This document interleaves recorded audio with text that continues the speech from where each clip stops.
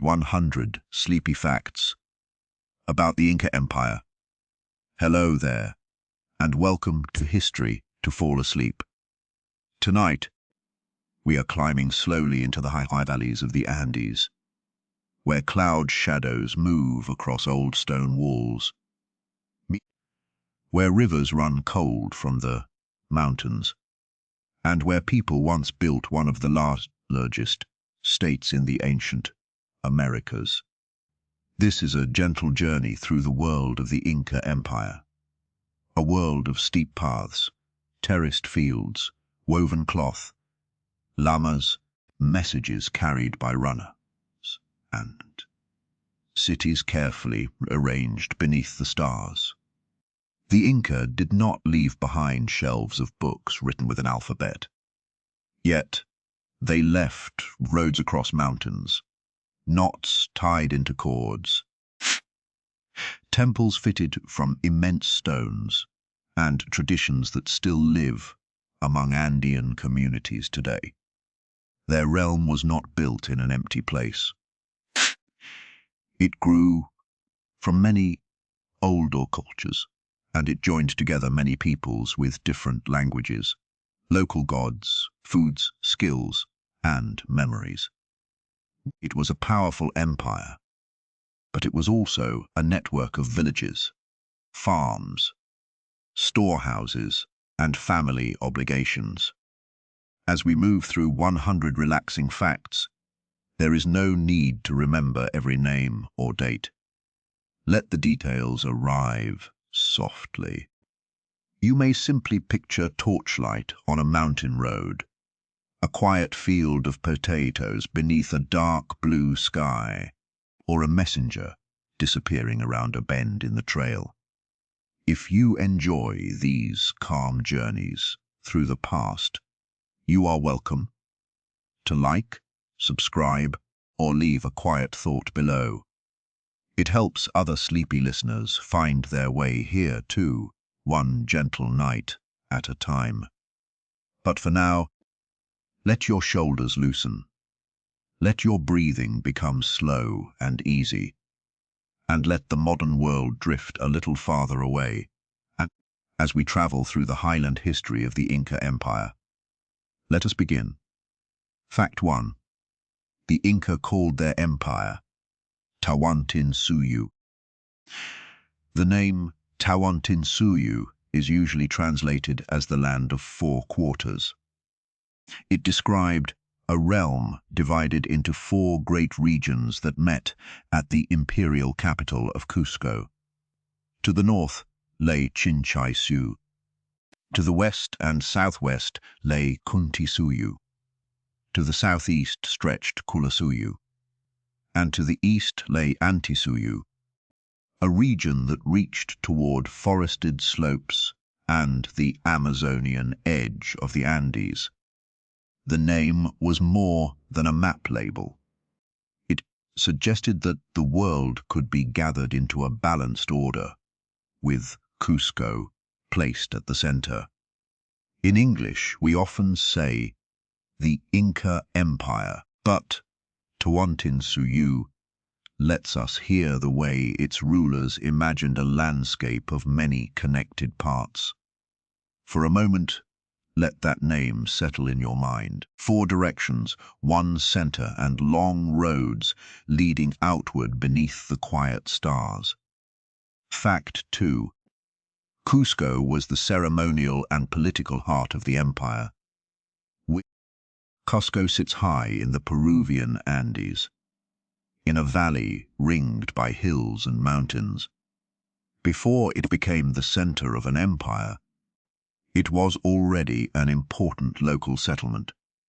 Under Inca rule, it grew into a ceremonial capital, an administrative center, and a place where elite families gathered for festivals, rituals, and political decisions. Many chroniclers described Cusco as a city carefully planned around sacred places and important roads. Its streets, plazas, walls, and temples were built to make power visible, even today. Inca stone foundations can be seen beneath later colonial buildings. The city was not simply a headquarters. It was a living statement that the empire had a center, a memory, and a sacred geography. There is no need to hold on to every detail. You can simply picture the valley, the mountains beyond it, and the slow feeling of a world arranged around place. Fact 3. The Inca Empire grew quickly during the 15th century. The Inca state began as a regional power around Cusco, but its greatest expansion came during the 15th century. In a relatively short historical period, Inca rulers extended influence across a huge section of western South America. The empire eventually included territories in what are now Peru, Ecuador, Bolivia, parts of Colombia, northwestern Argentina, and northern and central Chile. Expansion did not happen in the same way everywhere. Some communities negotiated, some formed alliances, some were brought in by force, and some were incorporated through gifts, labor demands, and political pressure. The speed of this growth is one reason the empire remained so striking. It had to organize distant valleys, deserts, high plateaus, and cloud forests without horses, wheeled transport, or alphabetic writing. Let the image remain only as long as it wishes. A little stone, a little wind, and a human story moving patiently through a very large landscape. Fact 4. The Andes made the Inca world both difficult and rich. The Andes are not one simple mountain wall. They are a vast region of ridges, valleys, high grasslands, dry coasts, lakes, and forested eastern slopes. Inca communities had to deal with steep land, sudden changes in weather, thin air, and long journeys between ecological zones. Yet these same conditions created variety. A valley might grow maize. A high plateau might support llamas and alpacas. A colder slope could produce potatoes. Coastal communities could bring fish, cotton, and shells into exchange networks. The Inca did not remove these differences. They worked with them, sometimes moving goods between zones, and sometimes settling people in new places to manage resources. Their empire was shaped by altitude, and almost every part of daily life reflected that fact. As you listen, imagine the cool mountain air after sunset, when the paths are empty and the last light fades from the terraces. Fact 5. The story of the Inca began long before the Inca themselves. The Inca inherited a long Andean history. Thousands of years before Tawantinsuyu, people in the region had already built temples, raised crops, traded across mountains, worked metals, woven textiles, and organized large communities. Cultures, often named by archaeologists as Chavin, Moshe, Nazca, Wari, Tiwanaku, and Chimu, each contributed to the deep background of the Andes. The Inca did not invent agriculture, roads, stonework, or statecraft from nothing. They learned from landscapes already shaped by earlier generations. This is an important and calming way to view their achievement. The Inca Empire was not a sudden flash in an empty past. It was a later chapter in a very old conversation between people, mountains, water, soil, and time. Perhaps this is the gentle surprise of Inca history. So much careful planning, yet always shaped by weather, altitude, and the rhythm of the land. Fact 6. Inca origin stories, mixed memory, myth, and political meaning. Inca traditions told more than one story about the beginnings of their ruling line. Some accounts speak of Manco Capac and Mama Ocolo emerging from Lake Titicaca. Others tell of ancestors leaving a cave called Pacaritambo. These accounts should not be read as simple modern-style history. They carried lessons about ancestry, sacred places, authority, and the right to rule. Origin stories connected a royal family to mountains, lakes, caves, and the sun itself. They also explained why certain places mattered. In many cultures, stories about beginnings do not aim only to say what happened first. They also explain how people should understand the world they are living in. For the Inca, the past was not far away. It remained present in landscape, ritual, and family memory. You may let the dates drift away now. What remains is the feeling of many generations learning how to live among high mountains. Fact 7. The Sapa Inca was both a ruler and a sacred figure. The Sapa Inca was the highest ruler of Tawantinsuyu. His position was political, military, ceremonial, and deeply sacred. Inca royal ideology linked the ruler to Inti, the sun.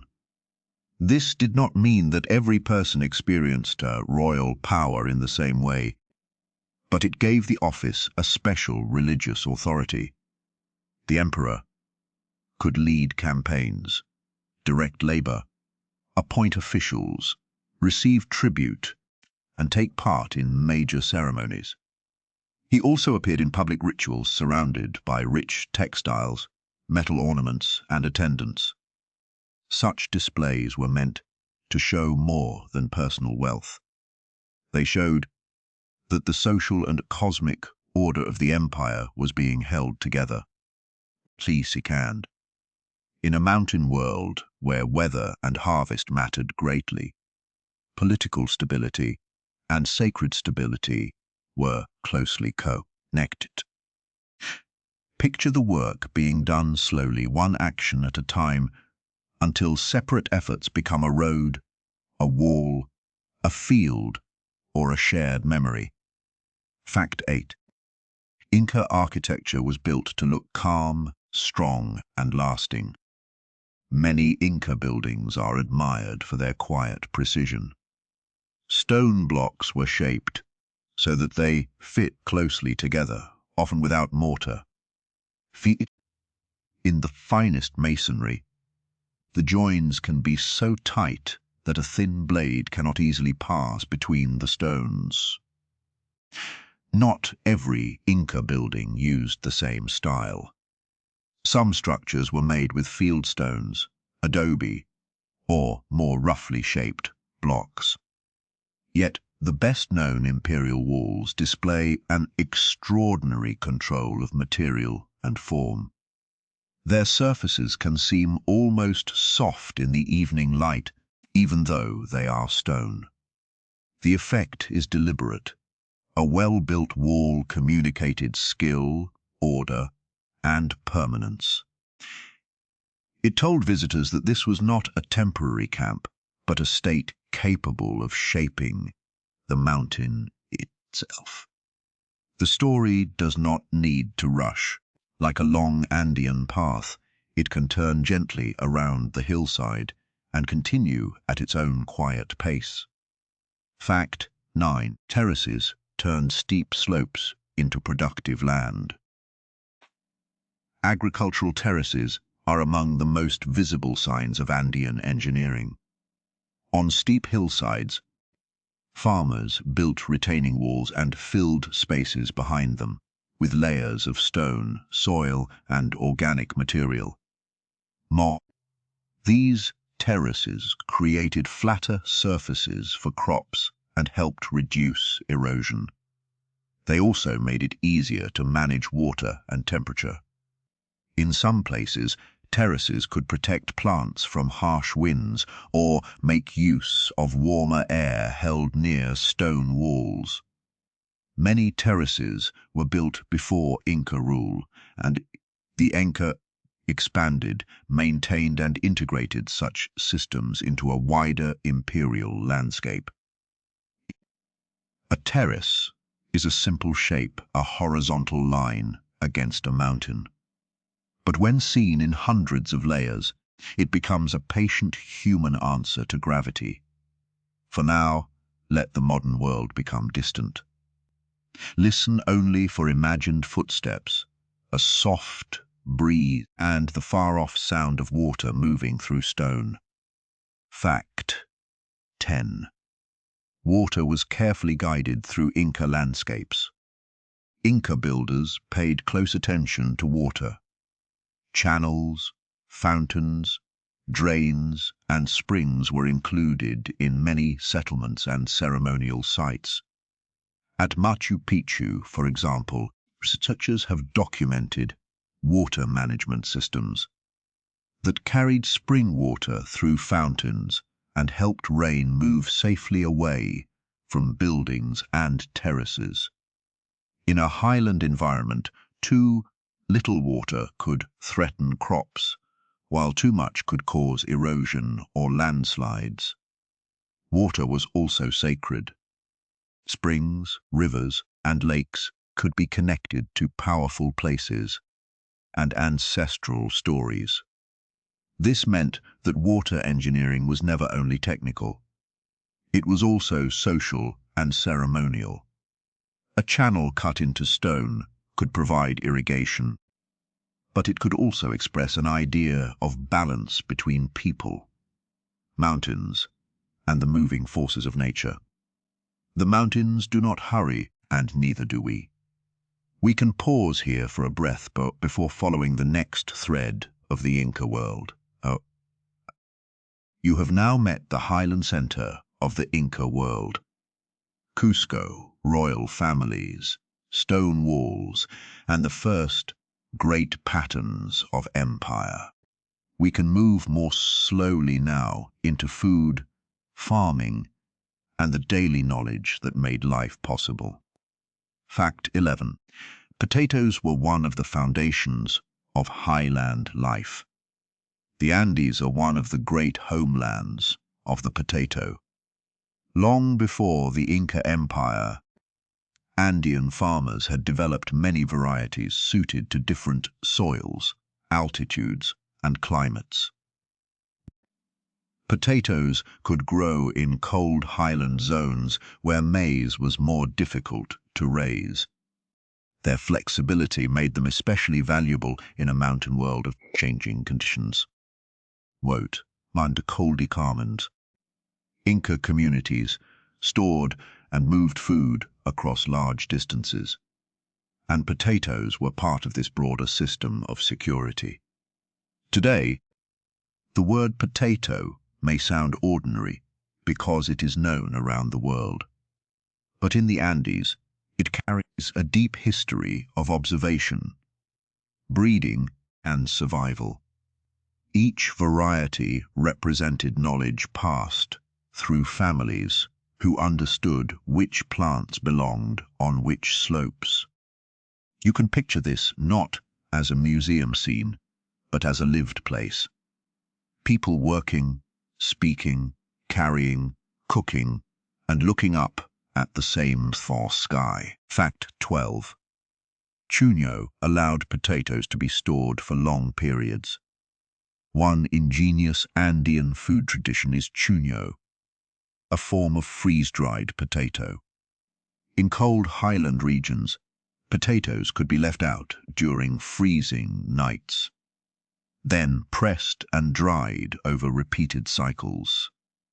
The result was a lightweight food that could last much longer than a fresh potato. This was especially useful in places where harvests were seasonal and travel could be difficult. Chuño shows how people learned to work with the climate rather than simply endure it. The sharp cold of the Andes became part of a preserving method.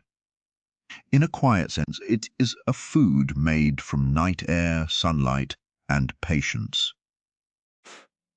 It also reminds us that ancient food knowledge was highly technical, even when it used no machines at all.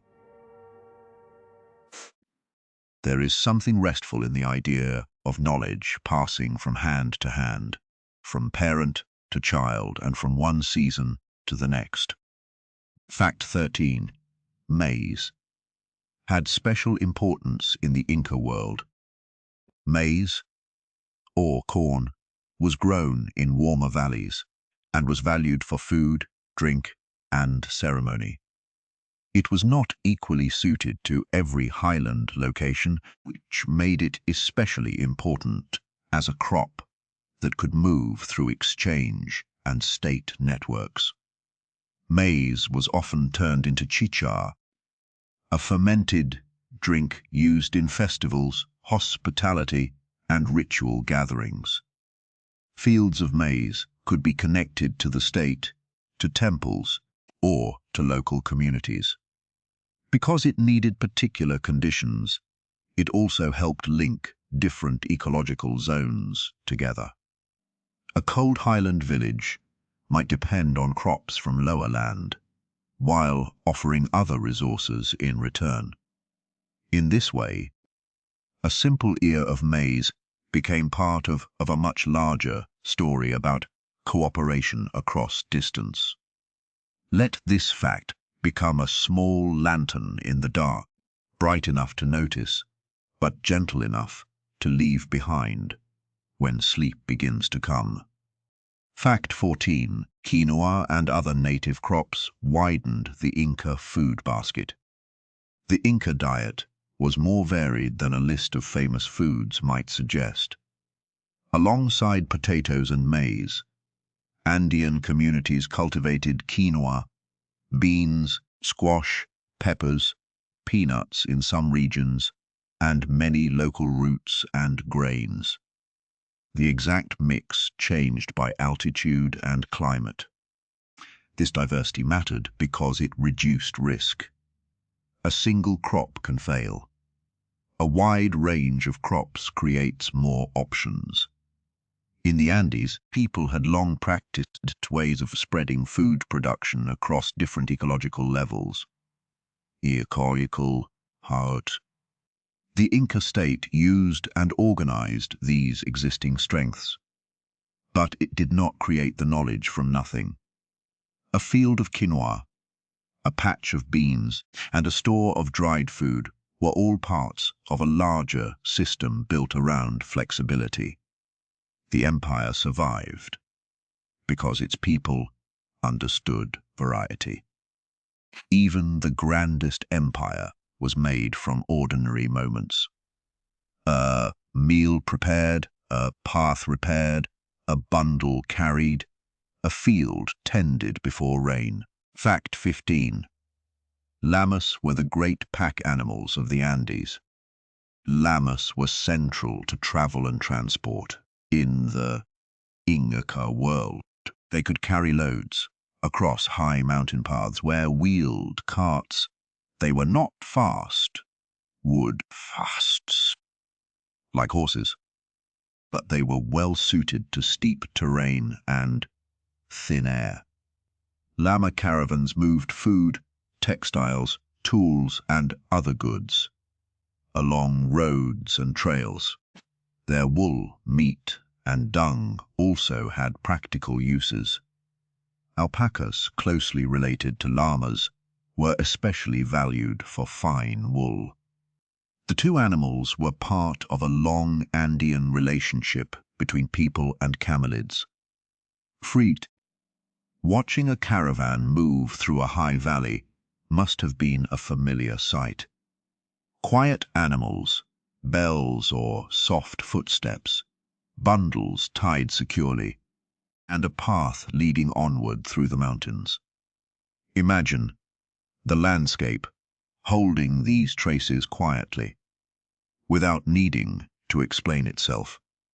Stone, soil, water, and memory can keep a story for a long time. Fact 16. Coca had social, ritual, and practical uses. Coca leaves were valued in the Andes for many reasons. People chewed them in everyday life, used them in offerings, and associated them with labor, travel, ritual, and high-altitude conditions. The leaves were not simply a private habit. They could be part of hospitality and exchange, and they appeared in ceremonies connected to sacred places. As with many plants, the meaning of coca depended on context. It was a crop, a ritual material, a source of energy, and a symbol of relationship. In an empire that crossed huge mountain distances, a small leaf could travel with a person on the road, sit beside an offering, or pass between hands in a social gathering. Its history is inseparable from the living cultures of the Andes today. The details are there only to keep you company. You do not need to solve the past tonight. You only need to wander through it softly. Fact 17. Chicha helped turn gatherings into shared occasions. Chicha, often made from maize, was an important drink in many Andean communities. It could be served at feasts, used in ritual, shared with guests, and offered in ceremonies. Preparing it required time and labor, which made it meaningful as well as practical.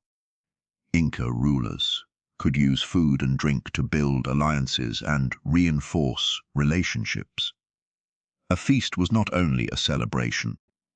It could be a political event, a moment of redistribution, or a way to make obligations visible. The sound of cups being filled, the smell of cooked maize, and the gathering of neighbors around a courtyard all belonged to the social world of the empire. People did not experience the Inca state only through commands. They also experienced it through meals, gifts, and shared rituals. A long history can feel simple at night. People noticed their surroundings, helped one another, and tried to make difficult places feel like home. Fact 18. The Inca road network crossed some of the hardest terrain in the world. The Inca road system is often called Capac Ñan, a Quechua name commonly translated as the Great Road. It was not a single smooth highway. It was a vast network of routes, stairways, bridges, paved sections, paths, storage places, and administrative centers. UNESCO describes the wider system as extending more than 30,000 kilometers.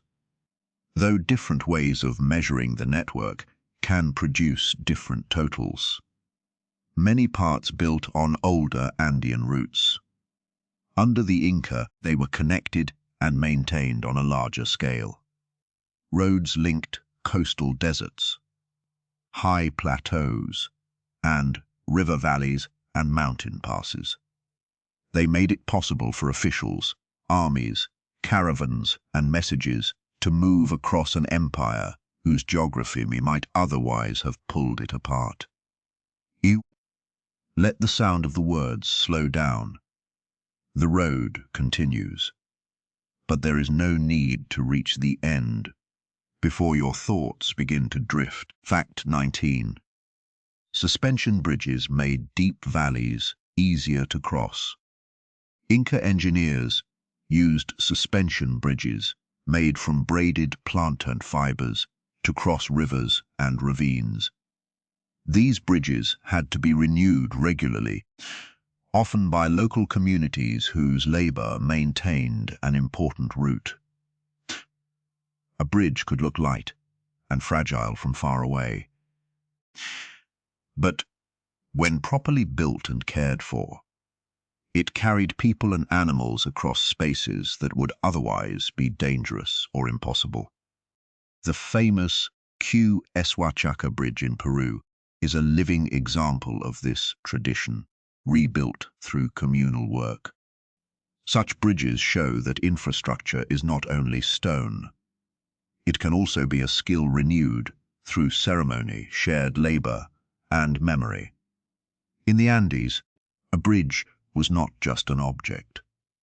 It was a relationship between a community, a river, and the people who needed to cross. For a few seconds, imagine moonlight touching an old wall. The stones remain still, while the memory of those who built them moves gently onward. Fact 20. Chasqui carried messages by relay.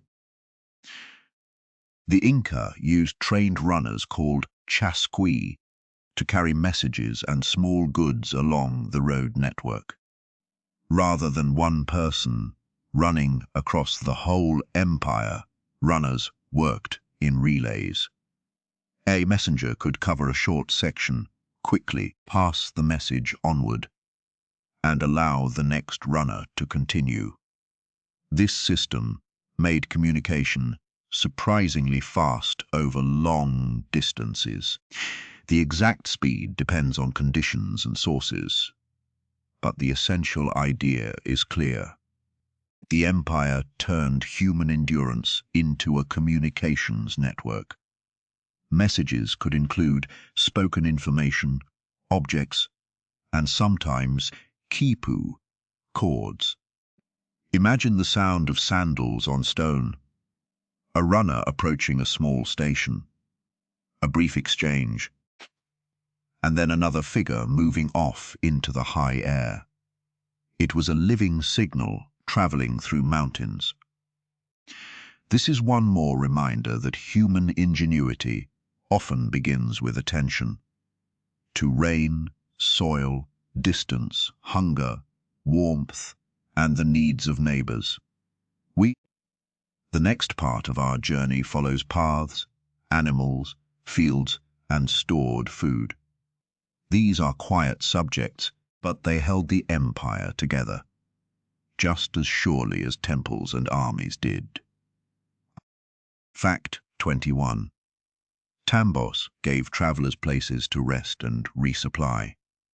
Along major routes, the Inca built or used way stations, often called tambos. These places could provide shelter, food, storage, and support for people moving through the empire. Their size and role varied. Some were small stopping points. Others were substantial administrative centers, with stores, houses, and spaces for officials or traveling groups. Tambos helped turn long journeys into manageable stages. Instead of facing the road as one endless challenge, travelers could move from one known place to another. This was important for state organization, but it also reflects a simple human need. People on the road need water, warmth, food, and a place to sleep. Even in a vast empire, daily logistics remained close to the body. Tired feet, cold nights, and the relief of arriving before dark. You may rest with that image for a moment. The empire is far away in time, but the wish for shelter, food, connection, and meaning is very familiar. Fact 22. Storehouses helped the state prepare for need. The Inca built storehouses, often called kulkas, near roads, towns, and administrative centers. These structures could hold food, textiles, weapons, raw materials, and other goods. Their location and design often took advantage of cool, dry, or ventilated conditions. Storehouses supported armies, workers, officials, and communities during difficult periods. They were part of a system that collected labor and goods, then redistributed resources in ways that strengthened the state.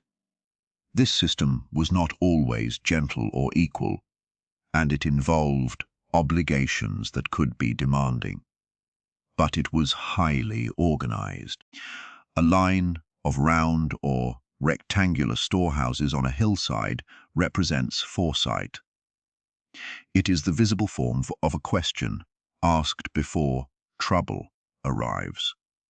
What will people need when the road is blocked, the harvest is poor, or a large group must be fed?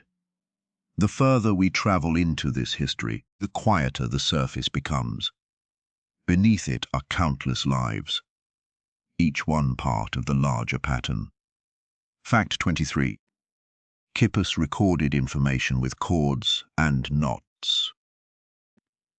The Inca are famous for using quipus, sometimes spelled quipus, to record information. A khipu usually had a main cord with many hanging cords. Knots, colors, positions, and the way cords were twisted could carry meaning.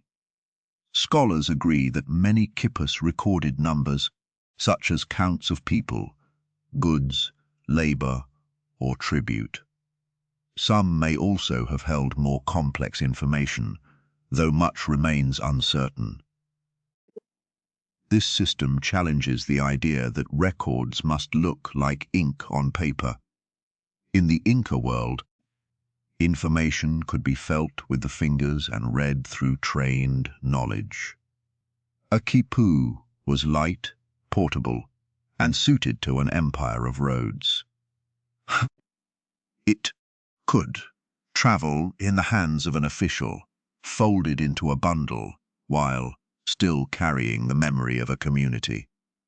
Let the words become lighter now, like a trail disappearing into mist. The important thing is not to remember everything, but to feel the landscape.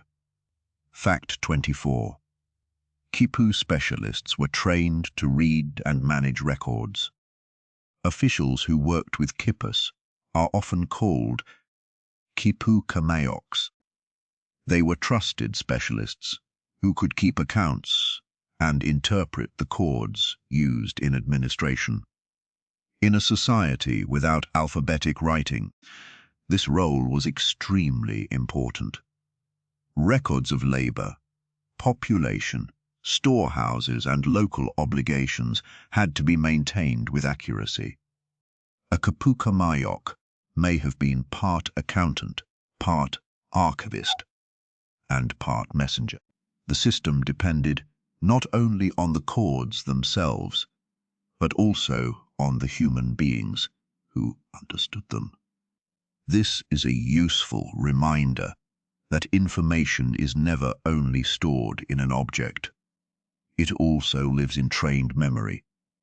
A knot might remain tied for years, but it needed a knowledgeable reader to bring its meaning back into the world. There is no sharp edge to this thought. Sanct. A gentle sense of people building their lives around what the mountains gave, and what the mountains demanded. Fact 25. The Inca used a decimal style of administration. Spanish chroniclers and later scholars described an Inca administrative system organized in groups that could be counted in tens, hundreds, thousands, and beyond.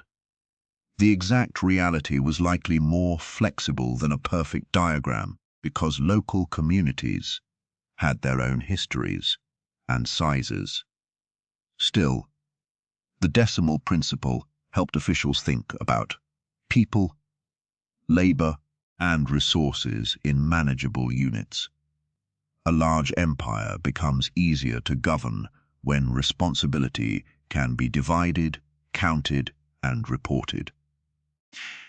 Quipus helped this process by giving numbers a physical form.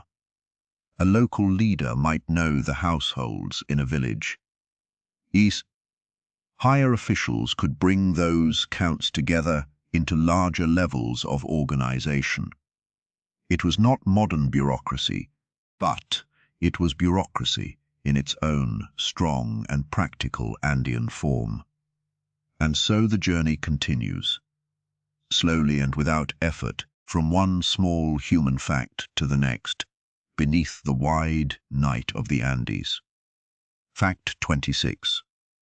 The mita was a system of labor obligation.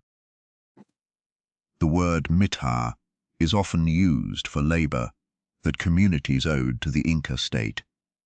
People could be called to build roads, farm state land, serve in armies, work in mines, transport goods, or carry out other tasks. In return, the state could provide food, protection, feasts, and access to stored resources, though the balance of obligation was not always equal. Labor was a central form of wealth in Tawantinsuyu. Instead of relying on coins and markets in the way many later societies did, the state organized people's time and effort. It is important not to romanticize this system. Work demands could be heavy. Yet it also shows how the Inca transformed shared labor into roads, terraces, buildings, and storehouses that still shape the Andes. For a moment, let that name settle in your mind. 4 directions, 1 center, and long roads leading outward beneath the quiet stars. Fact 27. Islas were local communities, tied by kinship and land. An ilu was a form of Andean community, often connected through kinship, shared land, common obligations, and a sense of mutual belonging. The exact meaning could vary across time and place, and modern Andean communities have their own living forms of organization. In the Inca period, islas were important because the empire did not govern every person individually. It worked through local groups and leaders. An ilu could organize farming, festivals, labor, and care for members. This local structure gave people a place in the larger world. The empire might be vast, but the daily rhythm of life remained close. Relatives, neighbors, a field, a water source, a herd, and a shared calendar of tasks. Large systems often rest on small circles of trust. There is no need to hold on to every detail. You can simply picture the valley, the mountains beyond it, and the slow feeling of a world arranged around place. Fact 28. Reciprocity helped organize work and social life. Andean societies placed great importance on reciprocity, the exchange of help and obligation. Terms such as Aini and Minka are used for different forms of cooperative labor, though meanings can vary by community and historical context. One household might help another with planting, harvesting, building, or repairing, expecting support in return at another time. This was not simply generosity. It was a practical way to survive in demanding environments. The Inca expanded and expanded existing traditions of reciprocal labor, sometimes turning them into larger obligations to the empire. At the village level, however, reciprocity could feel very personal. You helped because you would one day need help. The mountain landscape encouraged this lesson. No one family could easily manage every task alone. Let the image remain only as long as it wishes. A little stone, a little wind, and a human story moving patiently through a very large landscape. Fact 29. The Inca sometimes moved communities to new regions. The Inca used a policy, often called mitmac, in which groups of people were relocated from one area to another. These movements could serve several purposes. They might help secure a newly conquered region, spread skills, strengthen agricultural production, or reduce the risk of rebellion. People moved in this way did not always choose the change, so it should not be described as a simple opportunity. It could be disruptive and difficult. Yet it also created new communities and new exchanges across the empire. A group might carry its language, crops, weaving style, and sacred traditions into a distant valley. Tawantinsuyu was connected not only by roads and officials, but also by the movement of families whose lives crossed new landscapes. As you listen, imagine the cool mountain air after sunset, when the paths are empty and the last light fades from the terraces. Fact 30. Quechua spread widely under Inca rule, but it was never the only language. Quechua became an important language of administration and communication in many parts of the Inca Empire. It continues to be spoken in several modern forms by millions of people across the Andes. But the empire was multilingual. Aymara, Puquina, and many other local languages were also spoken. The Inca did not erase all regional speech, and language communities retained their own histories. A shared language could help officials communicate across distance, but still spoke at home, in markets and in ceremonies, with the words that belonged to their own communities. This is another reason to imagine Tawantinsuyu as a woven fabric rather than a single color. The empire brought connections, but it did not make every valley sound the same. Perhaps this is the gentle surprise of Inca history. So much careful planning, yet always shaped by weather, altitude, and the rhythm of the land. Now the road begins to open before us.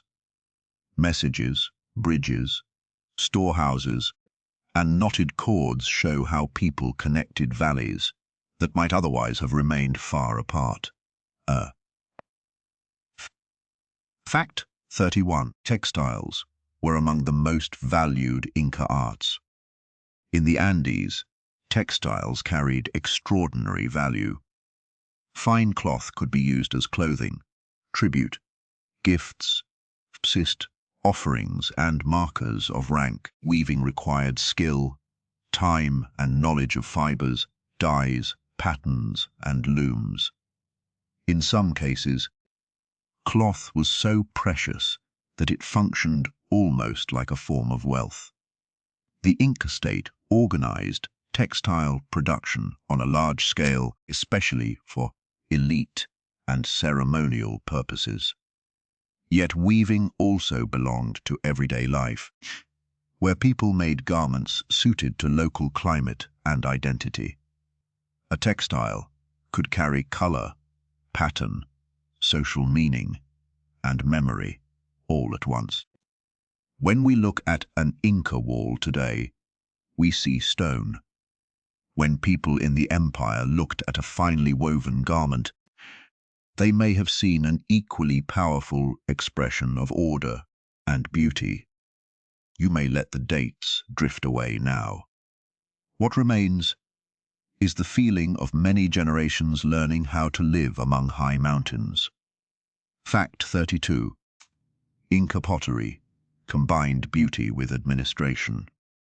The Inca made distinctive pottery including tall jars often called aribalos, These vessels usually had narrow necks, rounded bodies, and pointed bases that could be set into the ground or supported during use. They were useful for storing and transporting liquids or food, and they could carry painted designs associated with imperial style. Pottery, podracal. Pottery was practical, but it also helped make state presence visible. When a similar vessel shape appears across a large region, it suggests shared standards and networks. At the same time, local pottery traditions often continued alongside imperial forms. A jar can tell a story about daily life, travel, feasting, and administration. It can also show how an empire entered a household, not only through officials, but through the objects people used every day. Picture the work being done slowly, one action at a time, until separate efforts become a road, a wall, a field, or a shared memory. Fact 33. Metalwork carried symbolic meaning as well as material value. Gold, silver, copper, and bronze were worked in the Andes long before the Inca Empire. Under the Inca, precious metals were especially connected to elites and sacred places. Gold was often associated with the sun, while silver could be connected with the moon in Andean thought. Metal objects were shaped into ornaments, vessels, figures, and ceremonial items. Their value did not come only from rarity. It came from what they represented: brightness, sacred power, royal authority, and links to the natural world. European visitors later focused heavily on gold, often missing the wider cultural meaning of metal objects. In the Inca world, a shining surface could be more than wealth. It could be a reflection of cosmic order, catching light in a temple courtyard or during a ceremony. The story does not need to rush. Like a long Andean path, it can turn gently around the hillside and continue at its own quiet pace.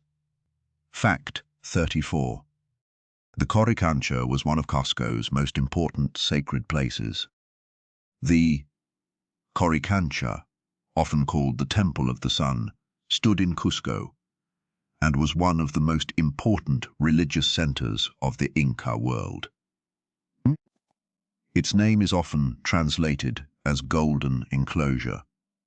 Spanish accounts described it as richly decorated, though those accounts must be read with care because they were written after conquest and on emphasized treasure. What is clear is that the site held great ritual importance and displayed fine Inca masonry. Later colonial construction rose over parts of it, but Inca walls remain visible. The Coricancha shows how sacred architecture could survive beneath later layers of history. At night, it is easy to picture its stone surfaces catching the last light, while priests, attendants, and visitors moved through a place designed to connect the city with the sun.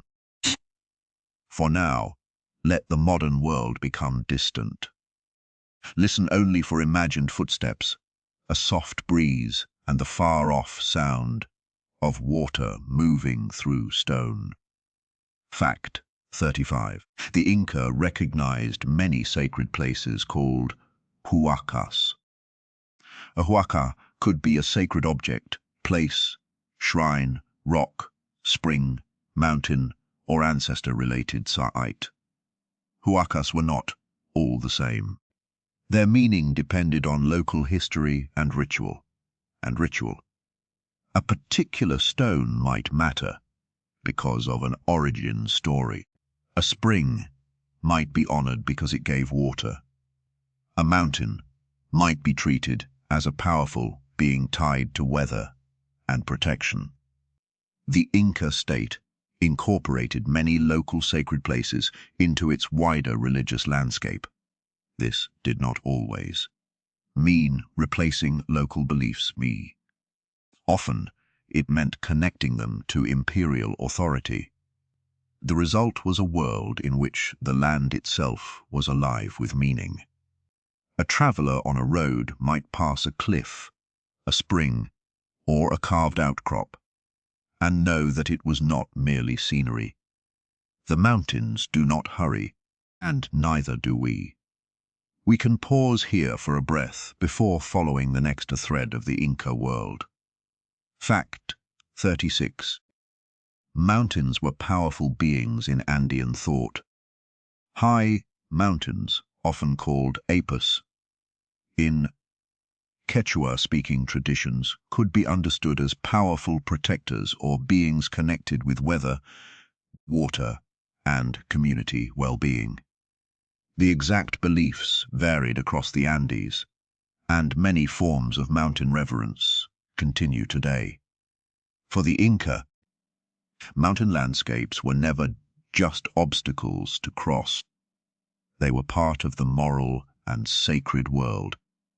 A peak could watch over a valley. Snow and ice could feed rivers. Clouds could gather around a ridge and bring rain or danger. Building roads and temples in such places was therefore not simply a technical achievement. It was also a way of entering into relationship with powerful features of the land. The Andes did not stand outside religion. They were among its most visible forms. You can picture this not as a museum scene, but as a lived place. People working, speaking, carrying, cooking, and looking up at the same sky. Fact 37. The sun, moon, and stars helped shape ritual time. The Inca honored Inti, the sun, as a major sacred power, but their religious world included many other beings and forces. The moon, stars, earth, water, ancestors, and mountains all had roles in different traditions.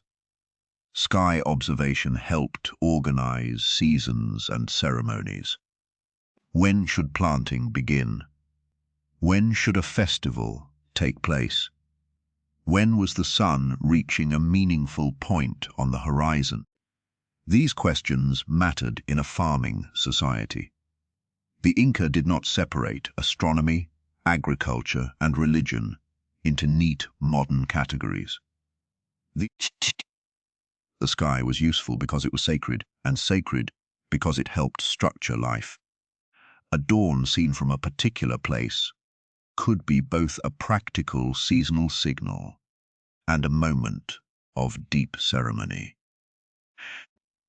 There is something restful in the idea of knowledge passing from hand to hand, from parent to child, and from one season to the next. Fact 38.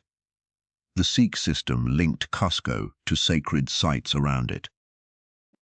Around Cusco, important sacred places were connected by lines often called Sikhs.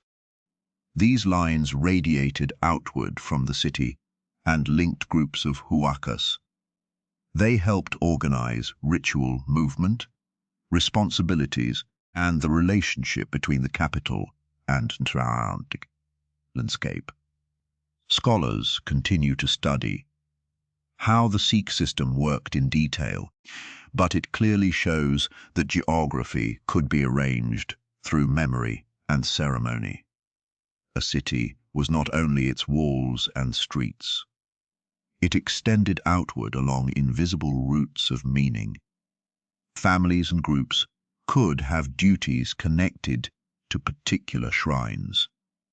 In this way, a map could exist, not just on paper, but in movement, ritual, and inherited responsibility. The land around Cusco was carefully remembered, one sacred point after another. Let this fact become a small lantern in the dark, bright enough to notice, but gentle enough to leave behind when sleep begins to come. Fact 39. Inti Raymi celebrated the sun and the turning of the year. Inti Raymi, often described as a festival of the sun, was one of the most important ceremonial events in the Inca calendar. It took place around the June solstice in the southern hemisphere, a season associated with the return of the sun after the darkest period of the year. Ceremonies in Cusco involved processions, offerings, music, and the participation of the ruler and elite groups. Today, Inti Raymi is remembered and reenacted in Cusco, though modern celebrations are not identical to the ceremonies of the past. Festival reminds us that ancient calendars were felt physically. The air became cold, shadows changed, crops waited, people gathered. Time was not an abstract number. It was the rhythm of sunlight moving across mountains. Even the grandest empire was made from ordinary moments. A meal prepared, a path repaired, a bundle carried, a field tended before rain. Fact 40. The Inca calendar followed seasonal work as much as royal ceremony. Agricultural societies need calendars that match the land. In the Andes, the timing of rains, frosts, planting, harvesting, and animal care mattered enormously. Inca ritual calendars included major festivals, but they also reflected the practical cycle of work. A month could be associated with preparing fields, bringing in crops, tending herds, or honoring particular sacred powers. The sky helped mark these changes, but so did the landscape itself. The first rains, a cold wind, the appearance of a plant or snow on a distant ridge could all be signs. This form of timekeeping was close to experience. It did not ask people to look away from the world. It asked them look more carefully at the world around them. Imagine the landscape holding these traces quietly without needing to explain it itself. Stone, soil, water, and memory can keep a story for a long time. As the night deepens, we can turn toward cloth, metal, temples, and sacred places. In the Inca world, material beauty was often a way of expressing memory and order. Fact 41. Machu Picchu was part of a larger Inca landscape. Machu Picchu is often presented as a mysterious lost city, but that phrase can be misleading. Local people knew the region, and the site was never simply erased from the world. Archaeologists and historians continue to study its purpose and history. It may have served as a royal estate connected to the ruler Pachacuti, though aspects of its use remain debated. What is certain is that it was carefully integrated into its landscape. Terraces, water channels, stone buildings, and paths were adapted to a steep mountain setting. UNESCO describes the site as a place where architecture, agricultural terraces, irrigation, and the natural environment are closely linked. Machu Picchu is not impressive because it floats outside the Andes. It is impressive because it seems to grow from them. The details are there only to keep you company. You do not need to solve the past tonight. You only need to wander through it softly. Fact 42. Ollantaytambo shows Inca planning in a living valley. Ollantaytambo in Peru's Sacred Valley is known for its terraces, stone structures, and long history of occupation. It was an important Inca center with agricultural, ceremonial, and defensive roles. Massive stones at the site show the ambition of Inca construction, while the surrounding terraces reveal a landscape shaped for food production and control of water. Unlike a place preserved only as ruins, Ollantaytambo remains connected to a living town and valley. This makes it especially useful for imagining how Inca spaces worked. Buildings were not isolated monuments. They stood among fields, paths, homes, storage areas, and people going about daily life. The past here is not a sealed room. It is part of a continuing Andean landscape. A long history can feel simple at night. People noticed their surroundings, helped one another, and tried to make difficult places feel like home. Fact 43. Sacsayhuaman overlooks Cusco with enormous stone walls. Sacsayhuaman is a monumental Inca complex on a hill above Cusco. Its huge, zigzagging stone walls are among the most famous examples of Inca masonry. Some blocks are extraordinarily large, yet they were moved, shaped, and fitted without iron tools or draft animals in the European sense. The exact methods used to transport and position every stone remain topics of research and discussion, but there is no need for impossible explanations. The work depended on organization, ramps, ropes, tools, labor, and deep practical knowledge. Sacsayhuaman likely served several purposes, including ceremonial and defensive ones. Looking down toward Cusco from its heights, one can understand why it became such a powerful symbol. It seems to hold the city in the curve of the hills. Let the sound of the words slow down. The road continues, but there is no need to reach the end before your thoughts begin to drift. Fact 44. The Inca often built on top of earlier local traditions. When the Inca expanded into a new region, they sometimes introduced imperial buildings, roads, pottery styles, officials, and religious practices.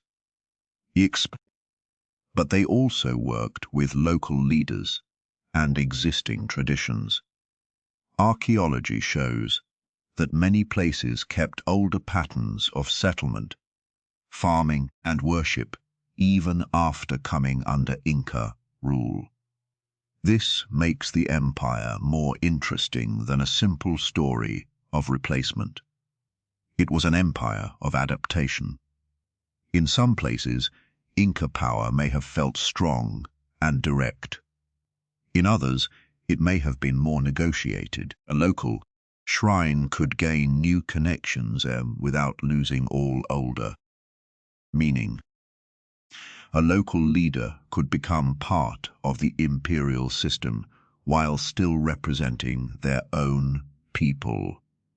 Tawantinsuyu grew by combining standardization with flexibility.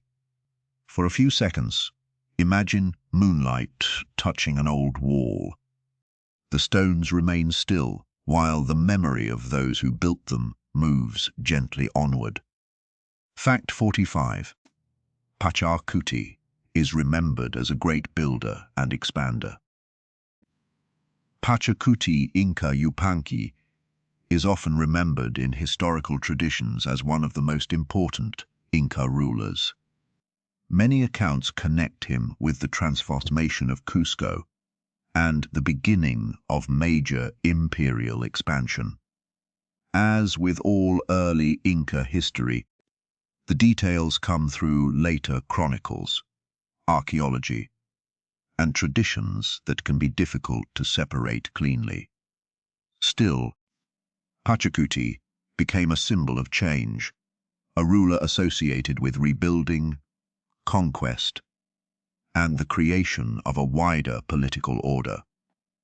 Some scholars connect him with projects such as Machu Picchu and major works in Cusco. Whether every later attribution is exact or not, his remembered role tells us something important. Inca political culture valued the image of a ruler who could reshape both territory and city. This is one more reminder that human ingenuity often begins with attention. Terrain, soil, distance, hunger, warmth, and the needs of neighbors. Fact 46. Huayna Capac ruled when the empire was near its greatest extent. Huayna Capac was one of the last major Inca rulers before the Spanish invasion. During his reign, the empire reached a broad extent and continued to manage distant regions through roads, officials, and local alliances. He spent time in the north, where the empire had expanded into areas of present-day Ecuador. This northern focus later became important because his sons, Huaxca and Atahualpa, were connected to different political bases.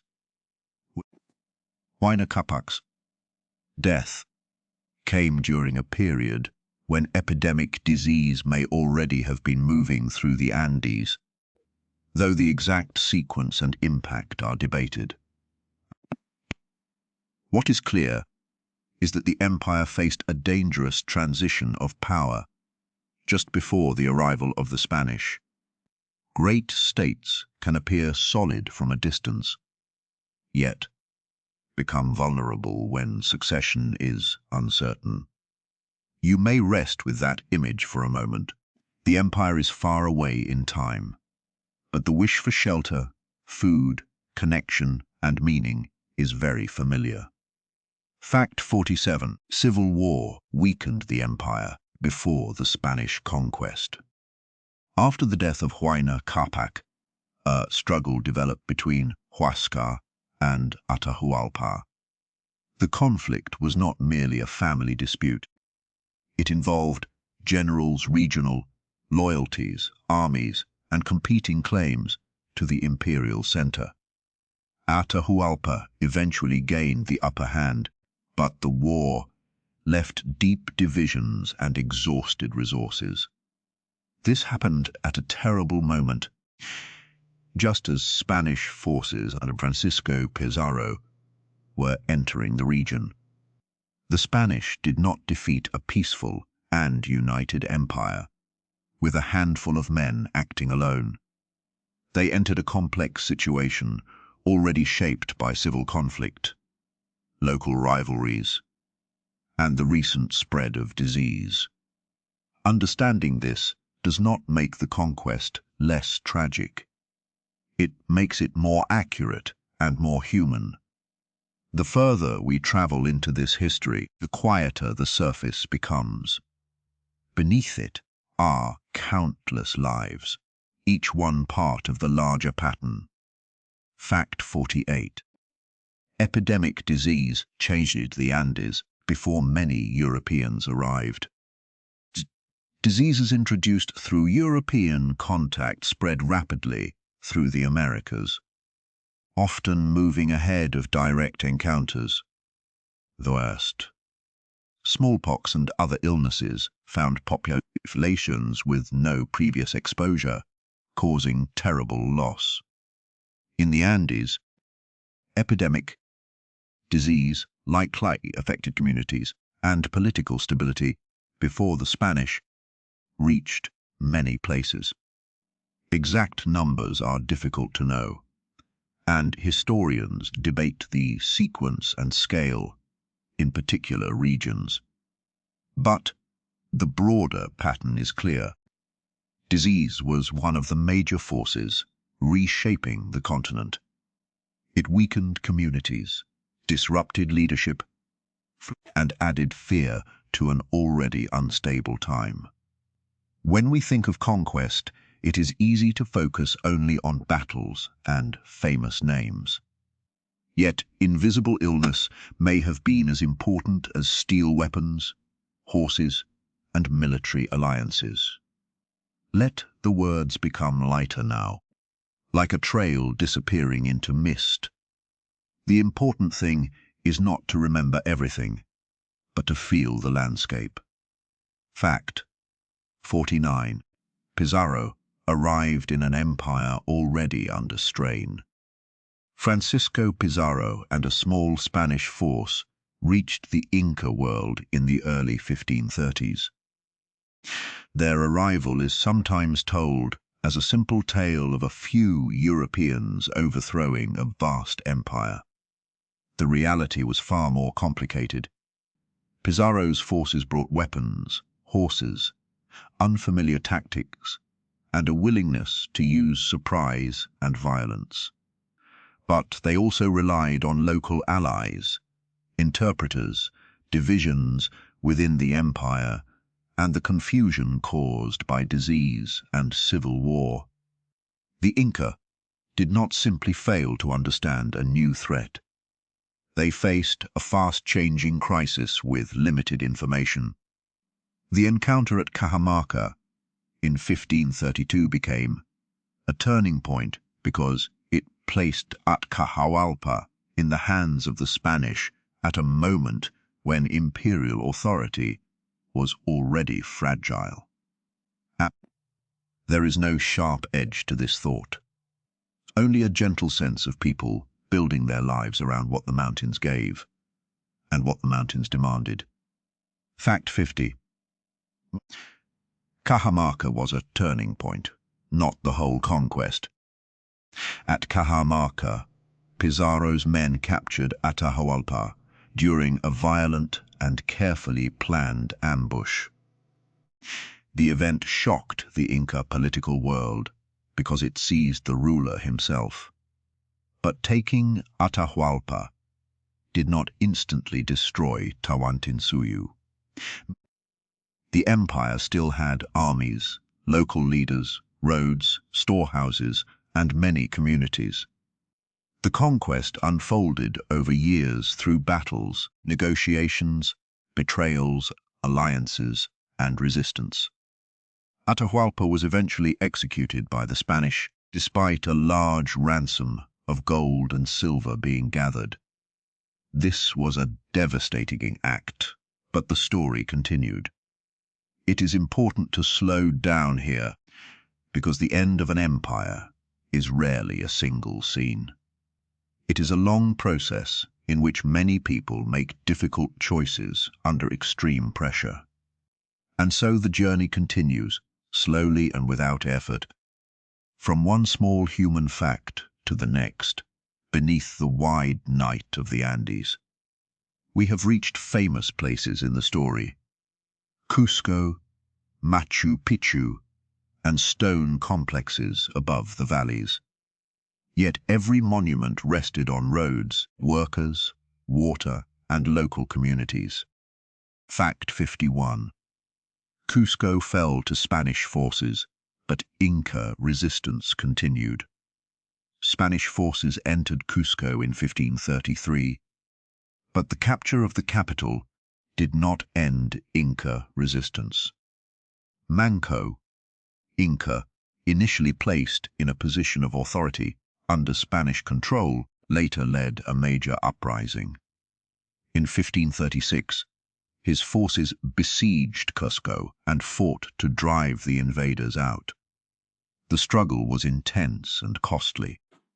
Although the siege did not succeed in removing the Spanish, it showed that Inca political and military power had not simply disappeared.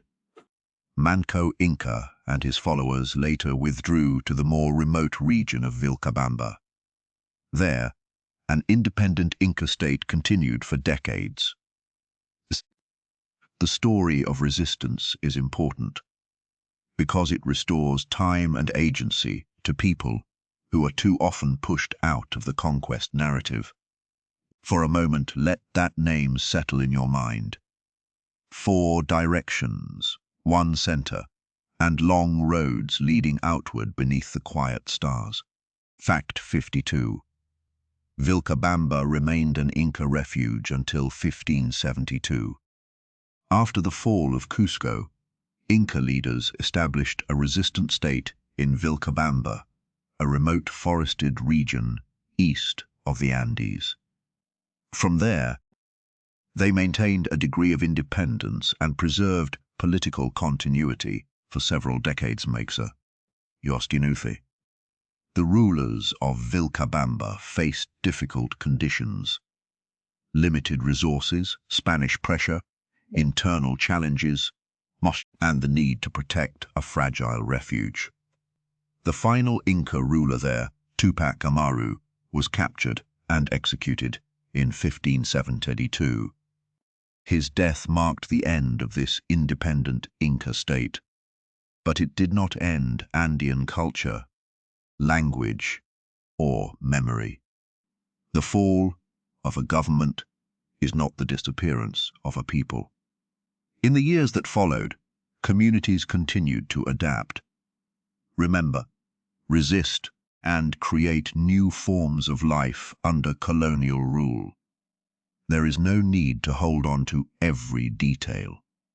You can simply picture the valley, the mountains beyond it, and the slow feeling of a world arranged around place. Fact 53. Inca traditions did not vanish after conquest. The Spanish conquest ended the empire as a political state, but it did not erase the peoples of the Andes. Quechua and Aymara continued to be spoken. Agricultural terraces continued to be used. Textile traditions survived and changed. Local festivals, sacred places, family knowledge, and forms of communal work continued, sometimes openly and sometimes under new colonial pressures. Modern Andean communities are not frozen versions of the past. They are living societies with their own histories, challenges, and choices.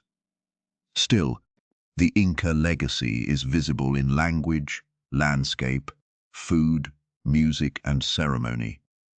To say that the Inca simply disappeared is to repeat an old colonial mistake. History is rarely that neat. People carry the past forward even when the world around them is transformed. Let the image remain only as long as it wishes. A little stone, a little wind, and a human story moving patiently through a very large landscape. Fact 54. Spanish chroniclers are useful sources, but they must be read carefully. Much of what historians know about the Inca comes from colonial-era chronicles written by Spaniards, mestizo writers, and indigenous authors after the conquest.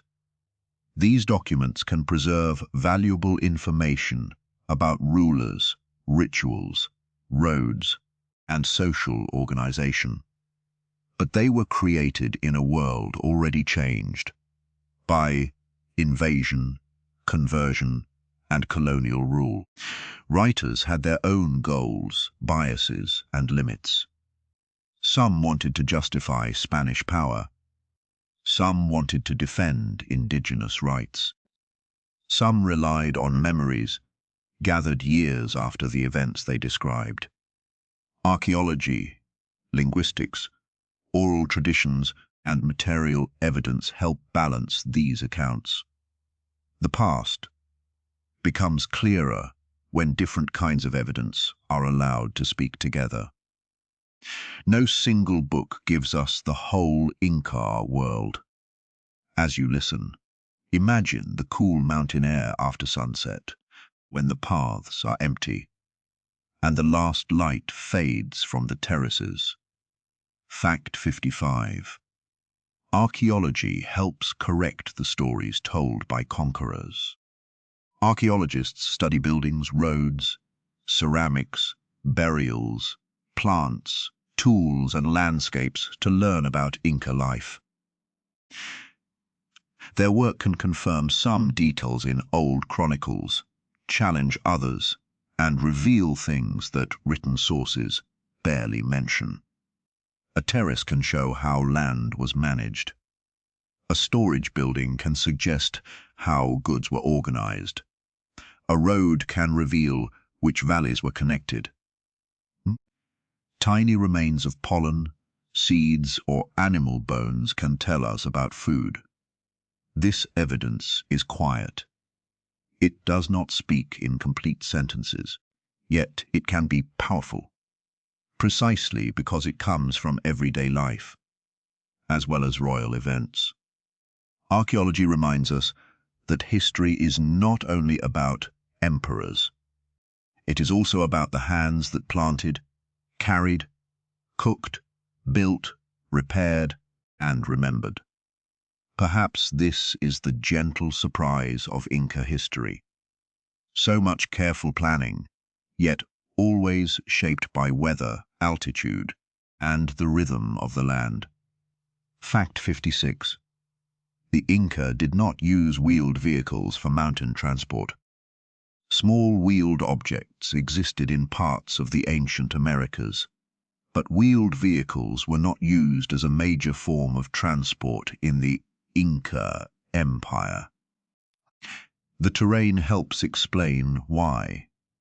Steep paths, narrow bridges, stairways, and rough mountain routes are not well suited to carts. Nor did the Andes have large draft animals like horses or oxen before European arrival. Instead, the Inca relied on people and llamas, supported by roads, tambos, and relay systems. This was not a failure to invent something. It was an adaptation to a particular environment. Technology is not only about having the same tools as someone else. It is about finding tools and systems that work where you live. In the Andes, feet, fiber bridges, and pack animals often made more sense than wheels. You may let the dates drift away now. What remains is the feeling of many generations learning how to live among high mountains. Fact 57. The Inca had no alphabetic writing, but they had rich systems of memory. It is often said that the Inca had no writing. More precisely, they did not use an alphabetic writing system like the ones used in Europe or the Middle East. But that does not mean they lacked records, stories, mathematics, or ways of preserving knowledge. Quipus recorded numerical information, and perhaps more. Oral traditions kept histories, songs, and rituals alive. Architecture and landscape also held memory. A road linked places, a shrine marked an origin. A textile pattern could signal identity. Knowledge was distributed across people, objects, and places. This is a useful lesson for the present. Written pages are only one way human beings remember. The Inca world invites us to notice other forms of intelligence. Tactile, spoken, woven, built, and walked. Picture the work being done slowly, one action at a time, until separate efforts become a road, a wall, a field, or a shared memory. Fact 58. Food storage helped communities manage bad years. Highland farming can be unpredictable. Frost, drought, hail, and changing rainfall can damage crops. The Inca state responded partly by organizing large storehouses and moving food across regions. A bad season in one valley might be balanced by resources from another place. This did not eliminate hunger or hardship, and it did not mean that all people were protected equally. But it created a form of resilience across a wide landscape. Stored maize, dried potatoes, textiles, and other supplies gave the state a way to support workers, armies, and communities. The idea is quietly powerful. Instead of waiting for a crisis, people prepared in advance. A line of storehouses on a windswept ridge was a material form of collective memory. We know difficult years can come. The story does not need to rush. Like a long Andean path, it can turn gently around the hillside and continue at its own quiet pace. Fact 59. Inca farming used many altitudes as a resource. One of the most remarkable features of Andean life is the use of vertical ecology. Different heights produced different crops and animals. A community might have access to lowland fields, middle elevation maize land, high potato fields, and grazing areas for camelids. This created a kind of natural diversity across short distances. The Inca organized and expanded this pattern through roads, labor, and resettlement. But the knowledge itself had deep roots. Rather than seeing mountains as land divided into isolated layers, Andean people often saw them as a connected system. A warm valley and a cold plateau could support one another. Food moved up and down. Families maintained ties across elevations. The mountain was not one environment. It was many environments stacked together. For now, let the modern world become distant. Listen only for imagined footsteps, a soft breeze, and the far-off sound of water moving through stone. Fact 60. The Inca state used feasts as a form of politics. Feasts were important in the Inca world because they brought people together around food, drink, music, ritual, and obligation. A ruler or official who hosted a feast could show generosity, build loyalty, and make political relationships visible. Laborers might be fed during communal work. Visitors might receive gifts. Local leaders might gather to witness ceremonies. Such events could be joyful, but they were also serious. They created expectations of reciprocity and connection. In societies without banks, newspapers, or modern offices, public gatherings could do some of the work that formal institutions do today. People saw who gave, who received, who sat where, and who was honored. A feast was a kind of social map, drawn in shared meals and remembered afterward. The mountains do not hurry, and neither do we. We can pause here for a breath before following the next thread of the Inca world. The next facts move through expansion, crisis, and conquest. The pace will stay gentle, but the history becomes more difficult because real people lived through real loss and change. Fact 61. Music and sound were part of Andean ritual life. Ancient Andean societies used music in ceremonies, processions, healing practices, and communal gatherings. Archaeological collections include flutes, panpipes, drums, and rattles from different regions and time periods. The Inca inherited and participated in this wider musical world. We cannot know every melody that was played in a particular Inca festival, but we can understand that sound mattered. A procession through Cusco or along a mountain road would not have been silent. There may have been flutes, drums, voices, footsteps, animal sounds, and the rustle of textiles. Music helped turn a group of people into a shared body moving through space. At night, the idea of distant flute tones in a valley feels fitting. Sound can connect people across darkness, just as roads connect them across land. You can picture this not as a museum scene, but as a lived place. People working, speaking, carrying, cooking, and looking up at the same sky. Fact 62.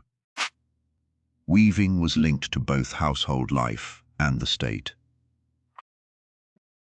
Textile production happened in homes, in elite workshops, and in settings connected to state demands.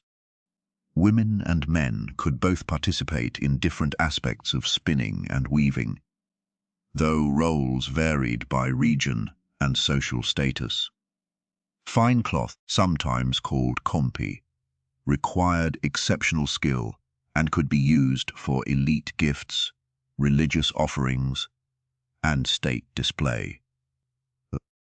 Ordinary cloth still mattered deeply because clothing provided warmth, identity, and protection. Wool from alpacas and llamas, as well as cotton in warmer regions, gave weavers different materials to work with. Dyes came from plants, minerals, and insects. A garment could take many hours or days of careful labor. When an Inca official wore a tunic, they carried not only a pattern, but also the accumulated work of many skilled hands. There is something restful in the idea of knowledge passing from hand to hand, from parent to child, and from one season to the next. Fact 63. The Inca made use of both local leaders and imperial officials. The Inca could not manage every valley directly from Cusco. They often worked through local leaders, sometimes called curacas in colonial sources. These leaders might help organize labor, collect goods, settle disputes, and connect their communities to the state. In return, they could receive recognition, gifts, or support. Imperial officials also traveled and supervised certain activities. The exact balance between local autonomy and central control varied across the empire. Some areas may have been closely managed, while others were linked through looser arrangements. This layered approach helped the Inca govern a large and diverse realm. It also means that the empire should not be imagined as a single machine. It was a network of relationships, some cooperative, some tense, and many constantly changing. Let this fact become a small lantern in the dark, bright enough to notice, but gentle enough to leave behind when sleep begins to come. Fact 64. The Inca used architecture to create familiar imperial spaces. Across Tawantinsuyu, the Inca built structures that made a place look and feel connected to the empire. These could include rectangular halls, plazas, terraces, storehouses, and finely cut stone walls. A standard building style helped officials and visitors recognize an administrative or ceremonial center. But standardization did not erase local building traditions. Inca structures often stood beside older sites and regional forms. The state's architecture was therefore a kind of visual language.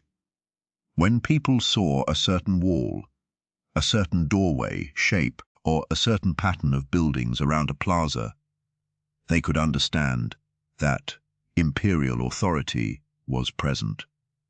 Stone had a quiet, persuasive force. It did not need to speak loudly. It simply remained, day after day, making a claim on the landscape.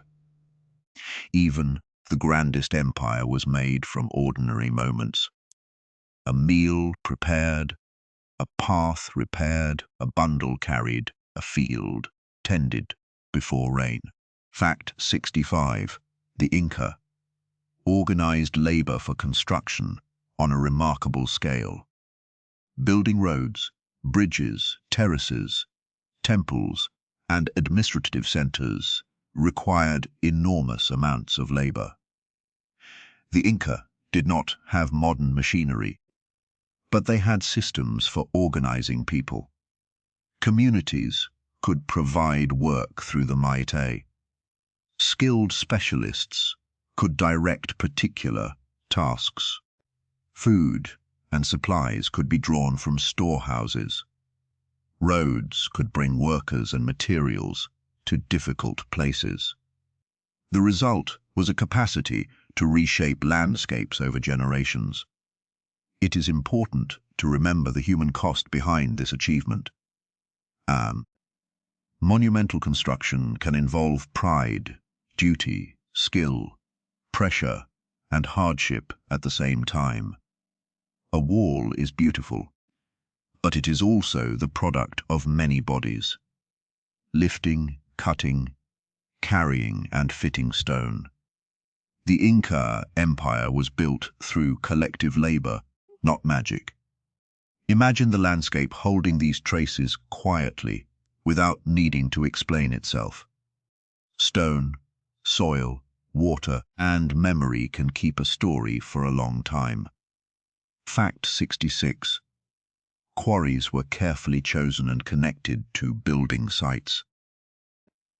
Inca stone did not appear where it was needed. Builders had to locate suitable rock, extract it, shape it, and transport it across uneven ground. Some quarries were close to construction sites, while others required difficult movement over longer distances. Workers used stone, hammers, wedges, abrasion, levers, ropes, ramps, and practical knowledge of the material. The process could take months or years. In places such as Ollantaytambo, unfinished stones and quarry areas give hints about the work behind monumental walls. A finished building can make labor disappear, because the stones look effortless once they are in place. But a quarry reminds us that every wall began as a question.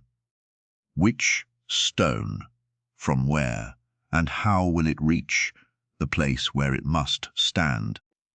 The details are there, only to keep you company. You do not need to solve the past tonight. You only need to wander through it softly. Fact 67. Duality was an important idea in Andean thought.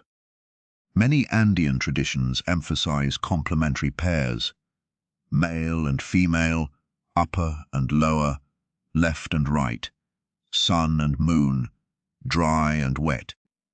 These relationships could help organize social and sacred life.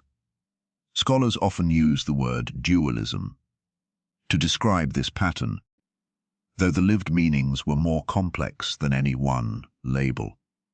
Inca politics also reflected paired arrangements, in some cases with divisions of place, rank, and responsibility. The point is not that everything was split into two. It is that balance often came from connection between different but related parts. This idea fits the landscape itself.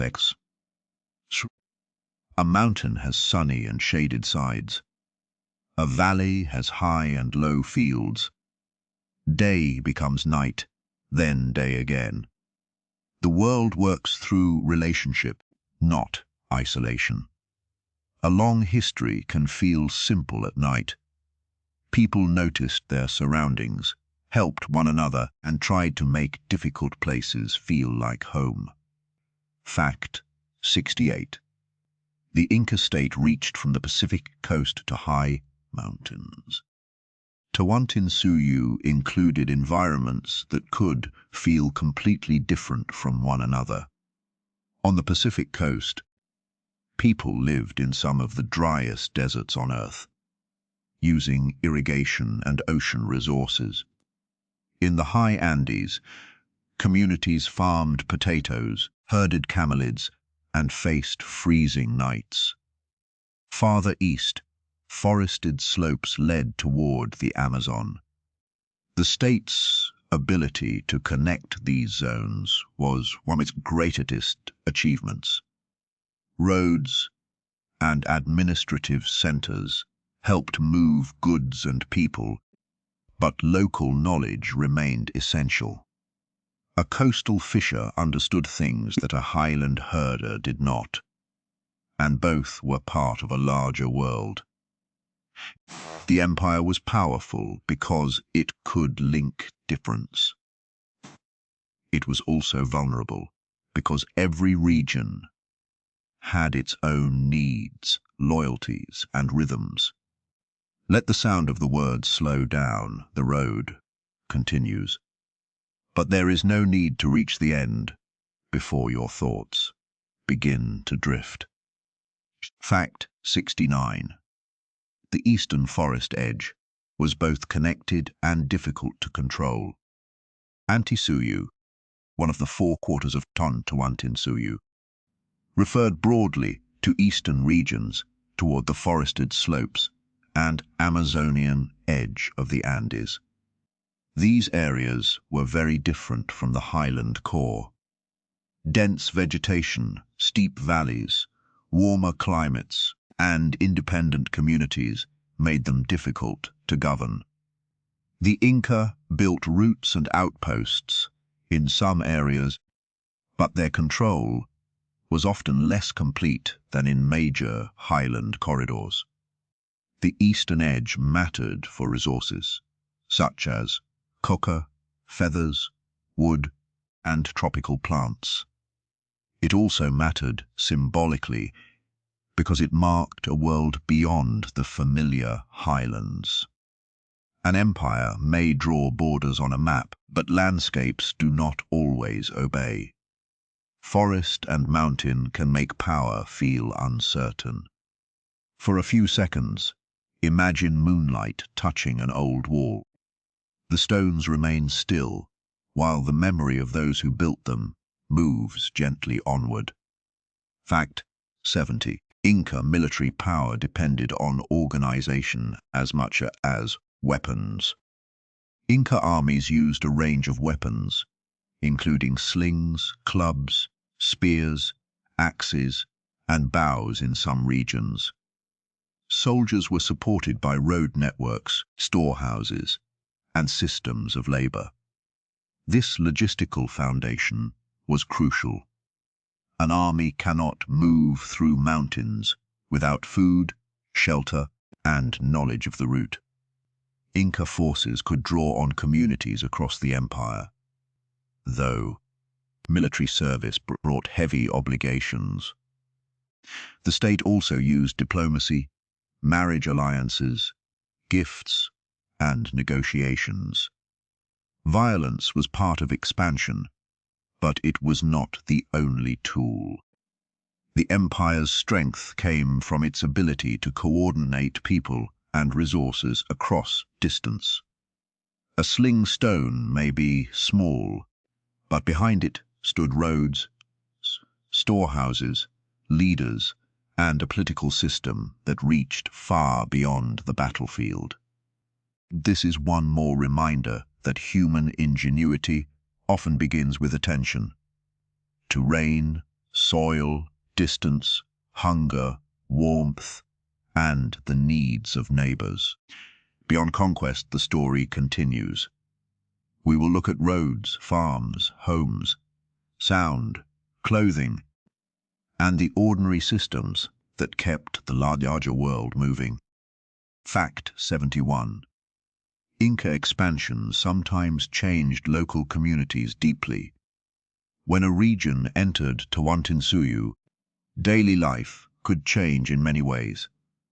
People might be asked to provide labor, send goods, learn new administrative practices, host officials, or take part in imperial ceremonies. Some communities gained access to roads, stored resources, and political connections. Others lost autonomy or faced displacement. The impact was not identical everywhere. This is why historians avoid describing the Inca Empire as either purely benevolent or purely oppressive. It was a state, and states bring both organization and pressure. The calmer truth is also the more complicated one. People lived within the empire in different ways.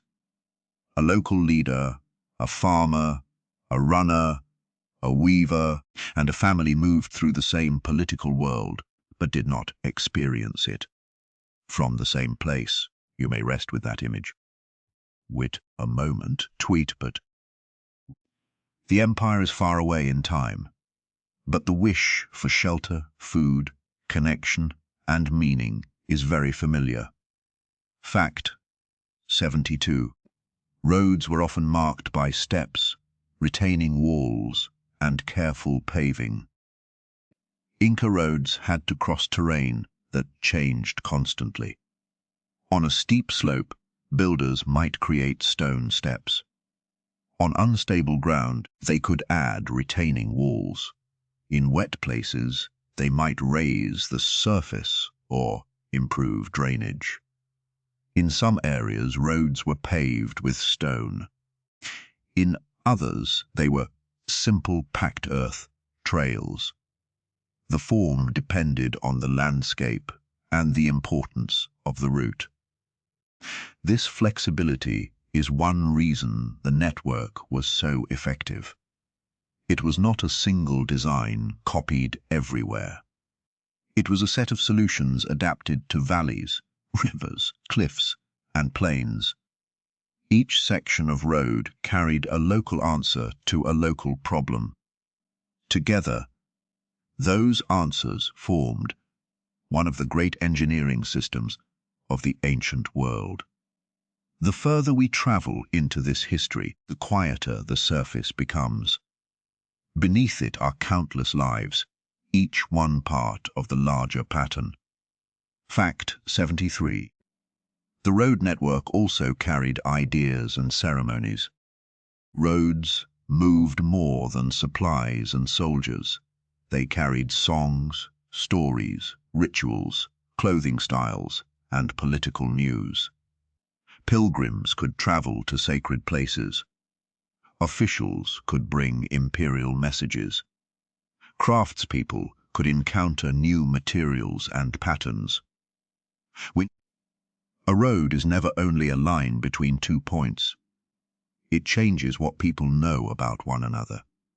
In Tawantinsuyu, long-distance routes helped create a sense of connection across different regions. A person in a remote valley might never see Cusco, yet they could still encounter goods, officials, or ceremonies linked to the capital. The empire traveled into local life through movement. Every path had the possibility of bringing something unfamiliar around the next bend. Let the words become lighter now, like a trail disappearing into mist. The important thing is not to remember everything, but to feel the landscape. Fact 74. The Inca used labor rather than coinage as a major resource. The Inca economy did not operate like a modern cash economy.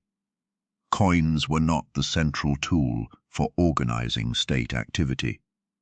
Instead, labor, goods, and reciprocal obligations played major roles.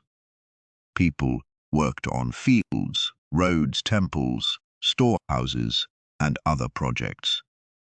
The state collected and redistributed food, textiles, and materials. Hark hits in some Andean contexts, especially regionally, but the imperial system was not built mainly around buying and selling with money. This can seem unfamiliar today, yet it made sense within the structures of the empire. If the state could organize labor and store supplies, it could build and support large projects. Wealth was not only something held in a chest. It was also the ability to call people together and feed them while they worked. There is no sharp edge to this thought. Only a gentle sense of people building their lives around what the mountains gave and what the mountains demanded. Fact 75. The Inca understood that high-altitude life demanded careful adaptation. Living at high altitude means dealing with cold nights, strong sunlight, thin air, and short growing seasons. Andean communities had developed ways to thrive in these conditions long before the Inca Empire. They chose crops suited to elevation, raised camelids, built terraces, and organized seasonal movement. Human bodies also adapt over generations to altitude, though biology is only one part of the story. Culture matters just as much. Warm clothing, stored food, local knowledge, and strong community networks make highland life possible. The Inca state depended on people who understood these conditions intimately. An official from Cusco could give orders, but only local farmers knew the smallest signs of frost, rain, soil, and wind. Empire rested on that knowledge. And so the journey continues, slowly and without effort, from one small human fact to the next, beneath the wide night of the Andes. Fact 76. Feathers connected the high Andes to tropical regions. Bright feathers were valued in many Andean societies and could be used in ornaments, textiles, and ceremonial objects. Because many colorful birds lived in lower and forested regions, feathers linked the highland core of the Inca Empire to distant ecological zones. A feather, headdress, or decorative panel could carry the color of a place far away from where it was worn. This made such materials special. They were not only beautiful, they were evidence of connection across mountains and forests. In a world without modern transport, a vivid feather could travel by road, caravan, and exchange until it reached a court or temple in the highlands.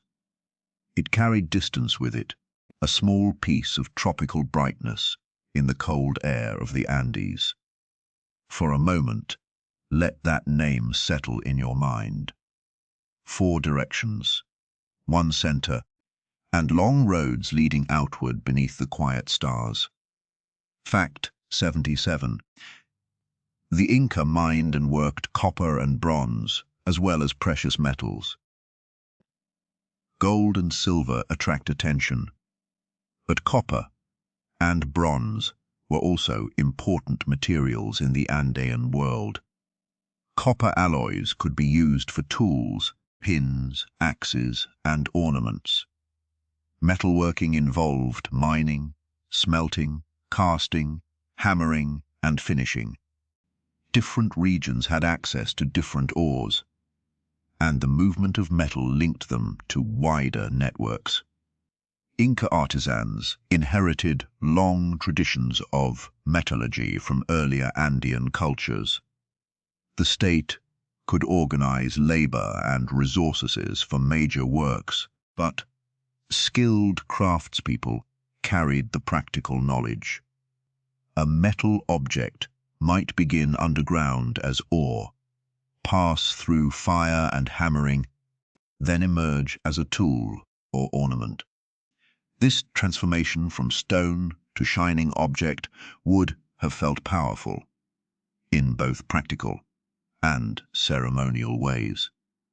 There is no need to hold on to every detail. You can simply picture the valley, the mountains beyond it, and the slow feeling of a world arranged around place. Fact 78. The Inca had a strong tradition of public ceremony. Public ceremonies helped make the empire visible. Rulers, priests, local leaders, workers, and visitors could gather in plazas, temples, and sacred landscapes for events tied to the calendar, military success, harvest, or political change. Ceremonies used color, sound, movement, food, and display. They turned abstract ideas into shared experience. A person might not understand every level of imperial administration, but they could see a procession, hear music, watch offerings, and witness the status of important people. This made ceremony a form of communication. In a society spread across mountains and valleys, public ritual helped create moments when many people could feel part of a larger order. The empire was not only managed, it was performed. Let the image remain only as long as it wishes. A little stone, a little wind, and a human story, moving patiently through a very large landscape. Fact 79. Offerings connected people to sacred places and seasons. Offerings in the Inca world would include food, drink, coca, textiles, shells, animals, and other valued objects. They were given at temples, springs, mountains, and shrines as ways of maintaining relationships with sacred forces. The logic was not simply to ask for something in return. Offerings expressed respect, gratitude, obligation, and connection. A farmer might honor a place tied to water. A ruler might make a large ceremonial gift during a time of crisis. An offering could be small and intimate or grand and public.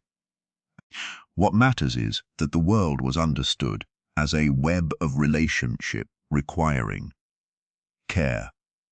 In this sense, ritual was not separate from everyday life. It was one way people tried to keep the balance of life in place. As you listen, imagine the cool mountain air after sunset, when the paths are empty and the last light fades from the terraces. Fact 80.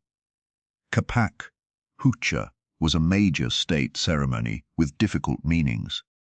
Capac Hucha, sometimes translated as royal obligation, was a major Inca ceremony associated with important events, such as the accession or death of a ruler, natural crises, or political needs. It could involve processions, offerings, and in some cases, the sacrifice of children. This is a painful subject, and it should be treated with respect rather than sensationalism. And archaeological evidence from high mountain sites has helped researchers understand parts of the practice, but many details remain uncertain. For the Inca, these ceremonies were connected to ideas of sacred exchange, imperial unity, and relationships with mountains and ancestors. They do not fit easily into modern categories. A calm history should not hide them, but it should also avoid turning sacred and tragic acts into spectacle. Perhaps this is the gentle surprise of Inca history. So much careful planning, yet always shaped by weather, altitude, and the rhythm of the land. Our path now crosses coasts, lake country, forests, frontiers, and distant settlements. Tawantinsuyu was never one landscape. It was many landscapes tied together. Fact 81. The Inca saw ancestors as active members of society. Inca and wider Andean traditions gave ancestors an important place in the living world. The dead were not always imagined as completely gone. They could remain connected to land, family, memory, and ritual responsibilities. Royal ancestors, in particular, were associated with estates, ceremonies, and political legitimacy. This way of thinking makes the past feel close. A family did not simply inherit property from those who had died. It maintained a relationship with them. A community could remember its origins through places, objects, and ceremonies. For modern listeners, this may feel unfamiliar, but it makes sense in a world where land and lineage are deeply linked. The mountains, the fields, and the ancestors all belonged to one continuous landscape of meaning. You may let the dates drift away now. What remains is the feeling of many generations learning how to live among high mountains. Fact 82. The Inca used stars and horizons to mark meaningful times. Scholars have studied the ways Inca and other Andean peoples observed the sun, stars, and horizon features. Some buildings and stones appear to be aligned with solstices, seasonal sunrises, or other important celestial events. Not every alignment is certain, and archaeologists are careful about making claims. But it is clear that the sky mattered for both practical and ceremonial reasons. In the Andes, a mountain ridge can create a dramatic frame for sunrise or sunset. A particular point on the horizon may become a seasonal marker. The sky was not an empty background. It was part of the working calendar. To watch the sun move along a ridge was to watch time itself moving across the land. Picture the work being done slowly, one action at a time, until separate efforts become a road, a wall, a field, or a shared memory. Fact 83. The Inca understood the value of drainage. Drainage may not sound romantic, but it was one of the quiet secrets of Inca engineering. Heavy rain and unstable slopes can damage even strong buildings. At places like Machu Picchu, hidden channels and layers beneath terraces helped water move away from important structures. Roads also needed drainage to avoid becoming muddy or washed out. Builders had to think about what happens beneath the surface, not only what people see. This attention to water is one reason some Inca sites have endured for centuries. A wall may look impressive, but a drain may be what keeps it standing. In a restful way, this is a lesson in humility. The strongest things often depend on details that are almost invisible. The story does not need to rush. Like a long Andean path, it can turn gently around the hillside and continue at its own quiet pace. Fact 84. Agricultural terraces could create small climate advantages. Terraces did more than make flat ground. Stone walls could absorb warmth during the day and release it slowly at night. This may have helped protect plants in some conditions. Terraces could also improve soil depth and make water use more efficient. Their effect depended on location, construction, and climate, so it is best not to treat every terrace as identical. But overall, they show careful observation of how slopes, stones, water, and temperature interact. A terrace is a kind of environmental technology built not with machines, but with walls and soil.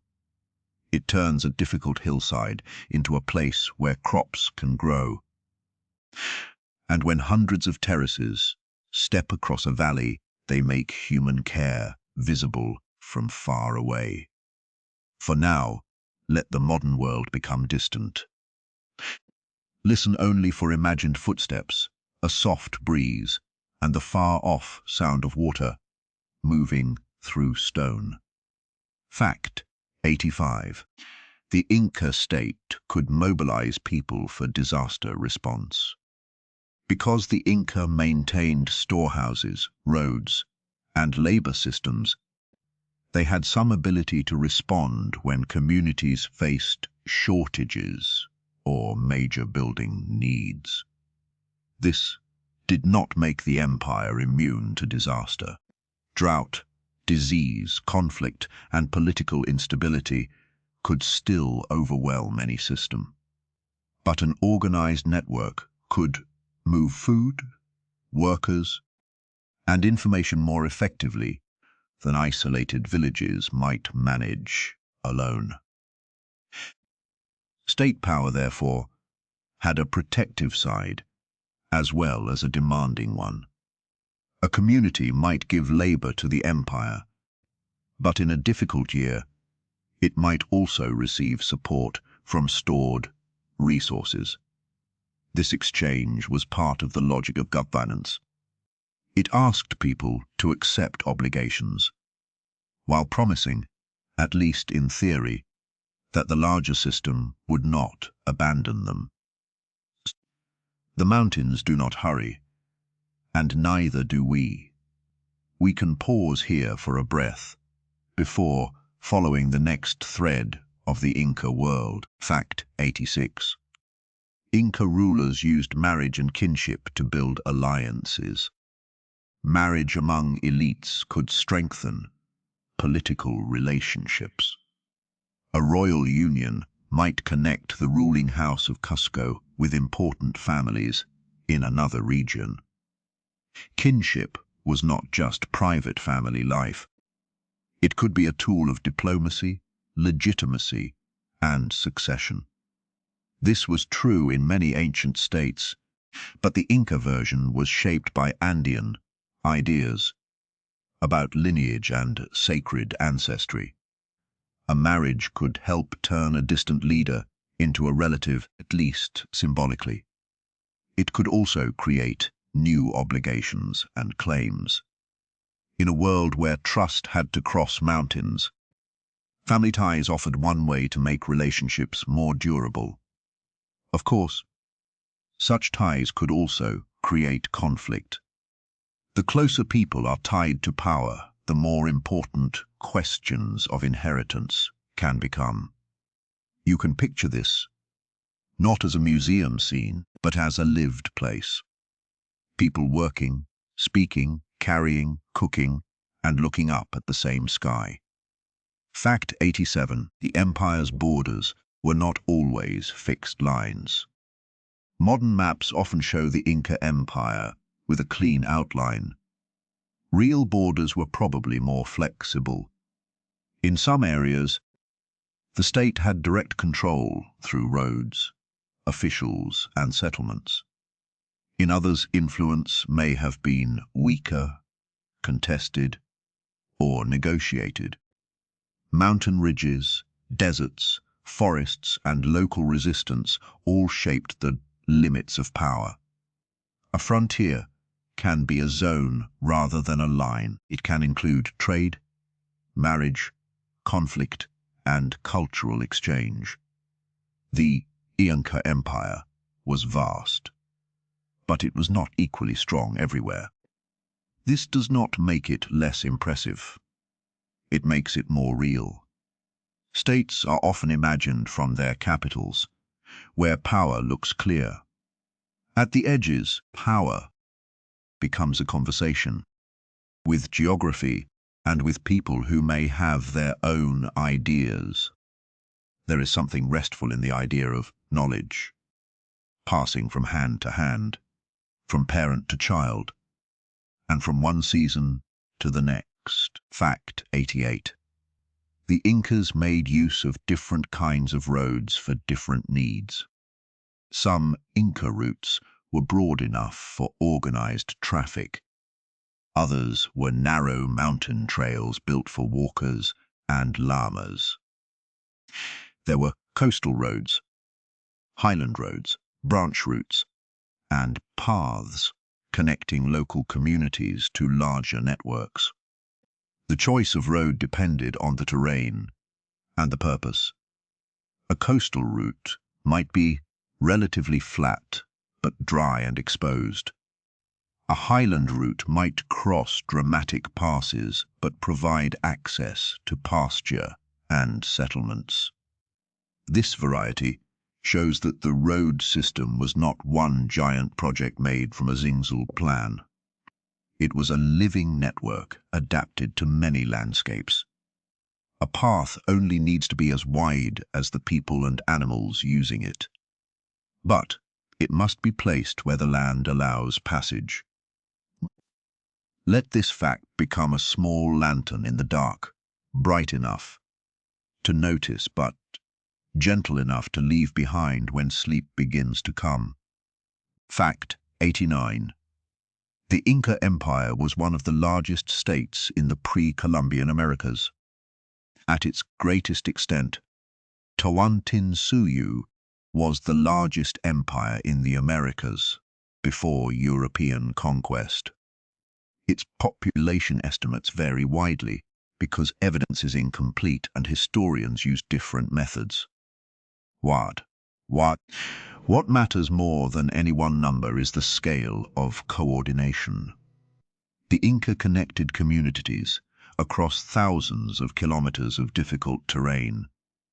They organized labor, maintained roads, stored food, built administrative centers, and created shared symbols of power.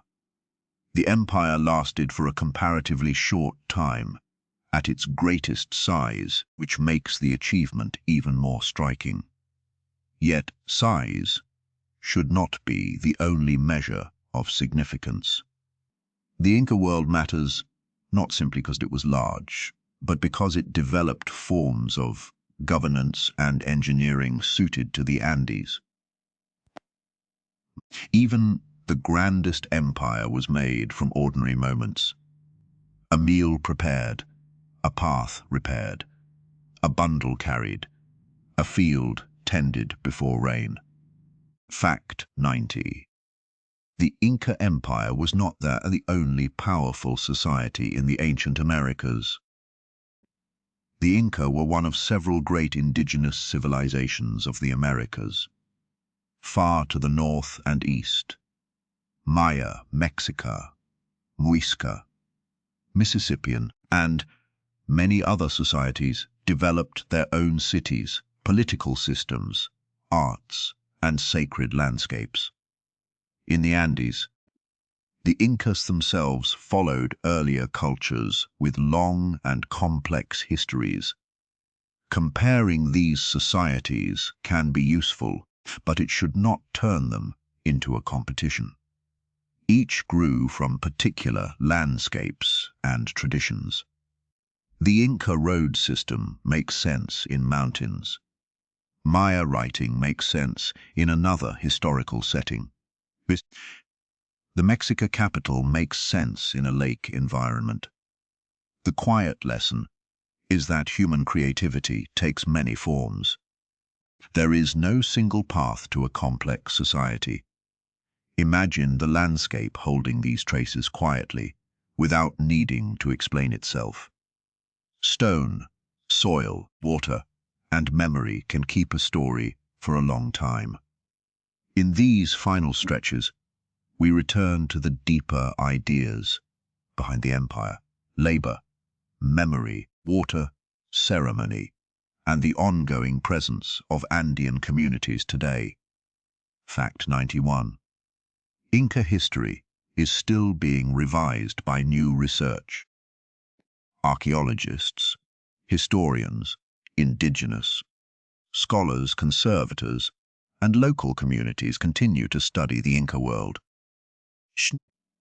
New discoveries can change how we understand roads, settlements, farming, climate, and the meaning of objects. Better dating methods, satellite imagery, botanical studies, and community knowledge all add new layers. This means that history is not a finished room. It is an ongoing conversation. Some old stories become stronger when evidence supports them. Others become more complicated. For a sleepy listener, this can be reassuring. You do not need to memorize a final answer. The past is allowed to remain partly open. It continues to invite careful attention, like a mountain path disappearing gently into cloud. The details are there only to keep you company. You do not need to solve the past tonight. You only need to wander through it softly. Fact 92. Modern Andean communities preserve and transform Inca-related knowledge. Calming. Many practices associated with the Inca world continue in changed forms among modern Andean communities. Quechua languages are spoken. Terraces are farmed. Llamas and alpacas are herded. Weaving traditions remain vibrant. Festivals honor local histories, mountains, saints, and older sacred landscapes in blended ways. These traditions are not museum pieces. They are living practices, shaped by modern life, migration, education, politics, and personal choice. It is respectful to avoid saying that modern people are simply replicas of the past. They are contemporary communities with deep roots.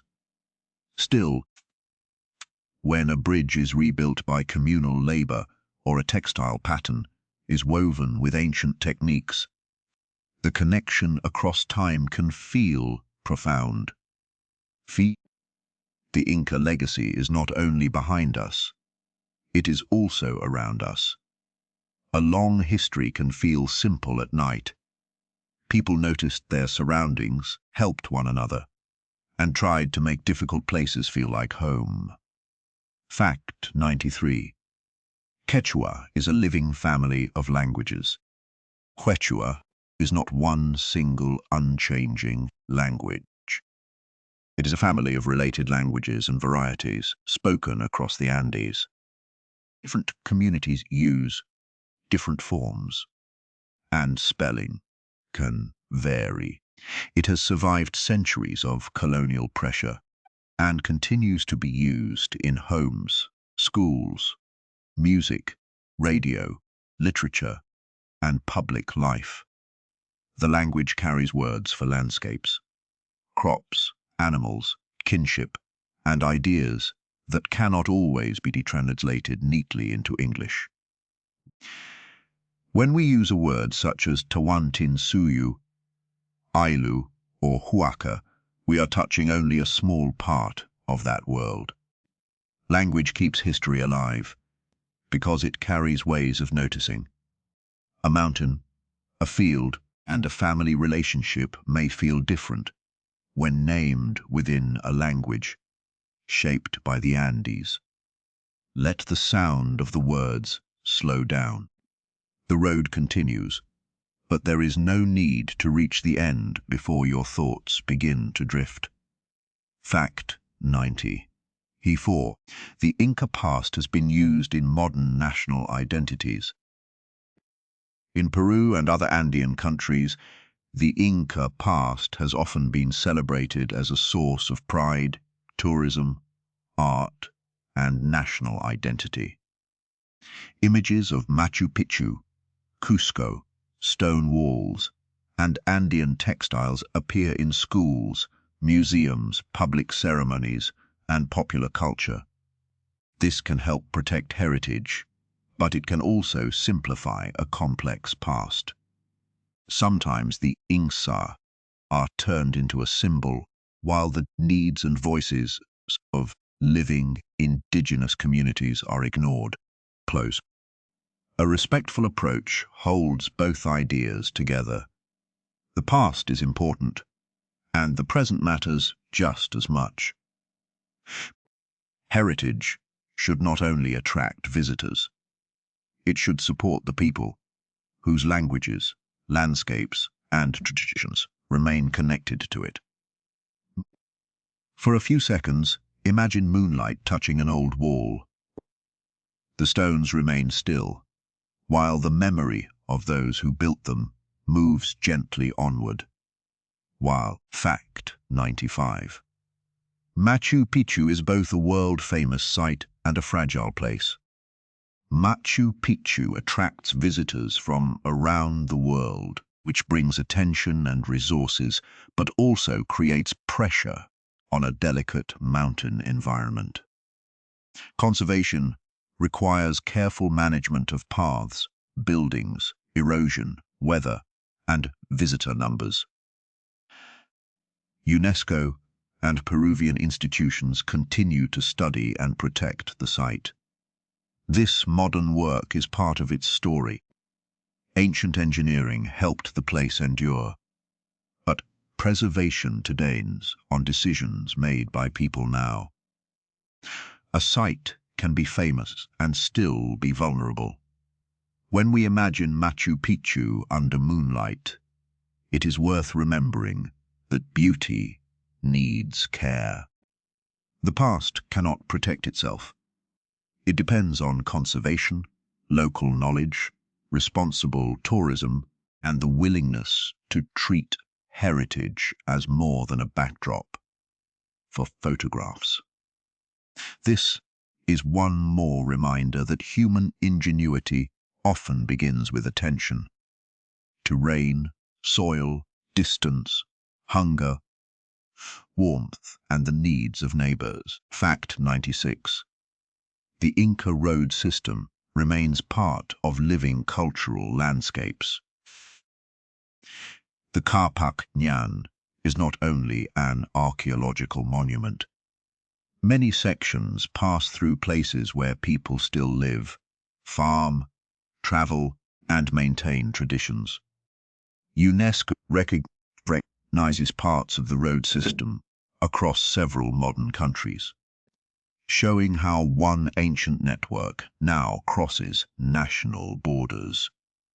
This makes the road especially meaningful.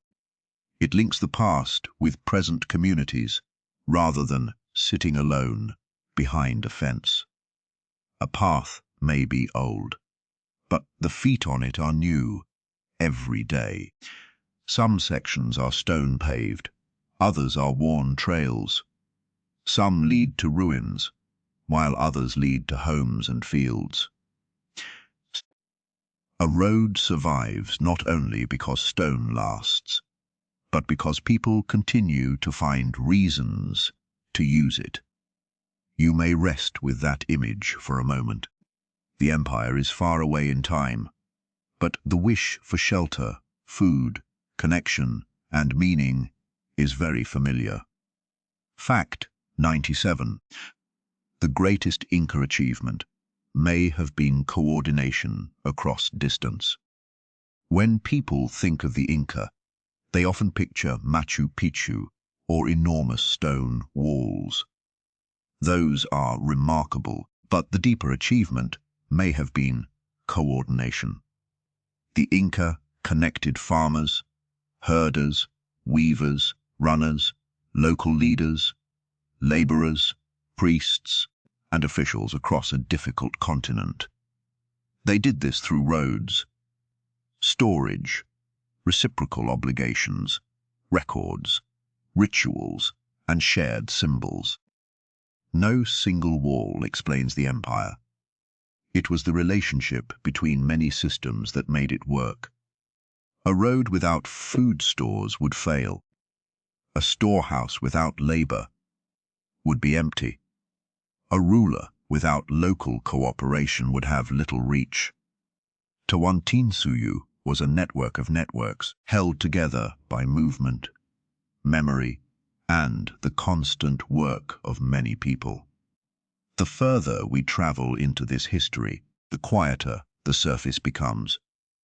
Beneath it are countless lives, each one part of the larger pattern. Fact 98. The Inca remind us that human ingenuity is shaped by place. The Inca did not build their world by copying another civilization. Their solutions grew from the Andes. Terraces for slopes, llamas for mountain transport, fiber bridges for ravines, khipus for portable records, and roads made for walking rather than wheeled carts.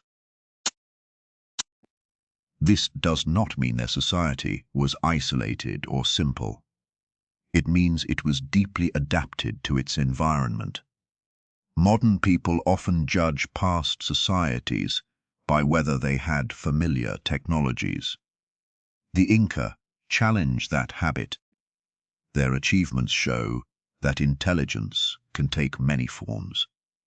A civilization does not need the same tools to solve difficult problems. It needs careful observation, accumulated knowledge, and people willing to work together over time. Let the words become lighter now, like a trail disappearing into mist. The important thing is not to remember everything, but to feel the landscape. Fact 99. The Inca story is about both power and care. The Inca Empire could demand labor, move communities, and fight wars. It was not a peaceful paradise. Yet it also built systems of storage, roads, farming, and ritual connection that helped many people live in demanding environments. Both parts of the story are true. Power can organize and protect, but it can also control and burden. A calm history does not need to choose one simple image. It can allow the past to be complicated. The same road that carried food could carry soldiers. The same storehouse that helped in a famine could represent a system of obligation. The same empire that built Buodi could also cause disruption. Understanding this complexity brings us closer to the real human world behind the ruins. There is no sharp edge to this thought, only a gentle sense of people building their lives around what the mountains gave and what the mountains demanded. Fact 100. The Inca legacy belongs to the future as well as the past. The stones of Cusco, the terraces of the Andes, the woven patterns of textiles, and the roads across high passes all invite us to look backward. But they also invite us to look forward. Modern societies face questions about water, farming, climate, community, and how to build in difficult landscapes. The Inca do not offer a simple modern blueprint, yet their history shows the value of long-term attention to land and shared responsibility. Terraces must be maintained. Roads must be repaired. Knowledge must be passed on. These are not ancient lessons only. They are human lessons. And perhaps that is why the Inca world feels so restful to imagine. It reminds us that careful work, repeated over generations, can leave a gentle mark on the earth. And so the journey continues, slowly and without effort, from one small human fact to the next. beneath the wide night of the Andes.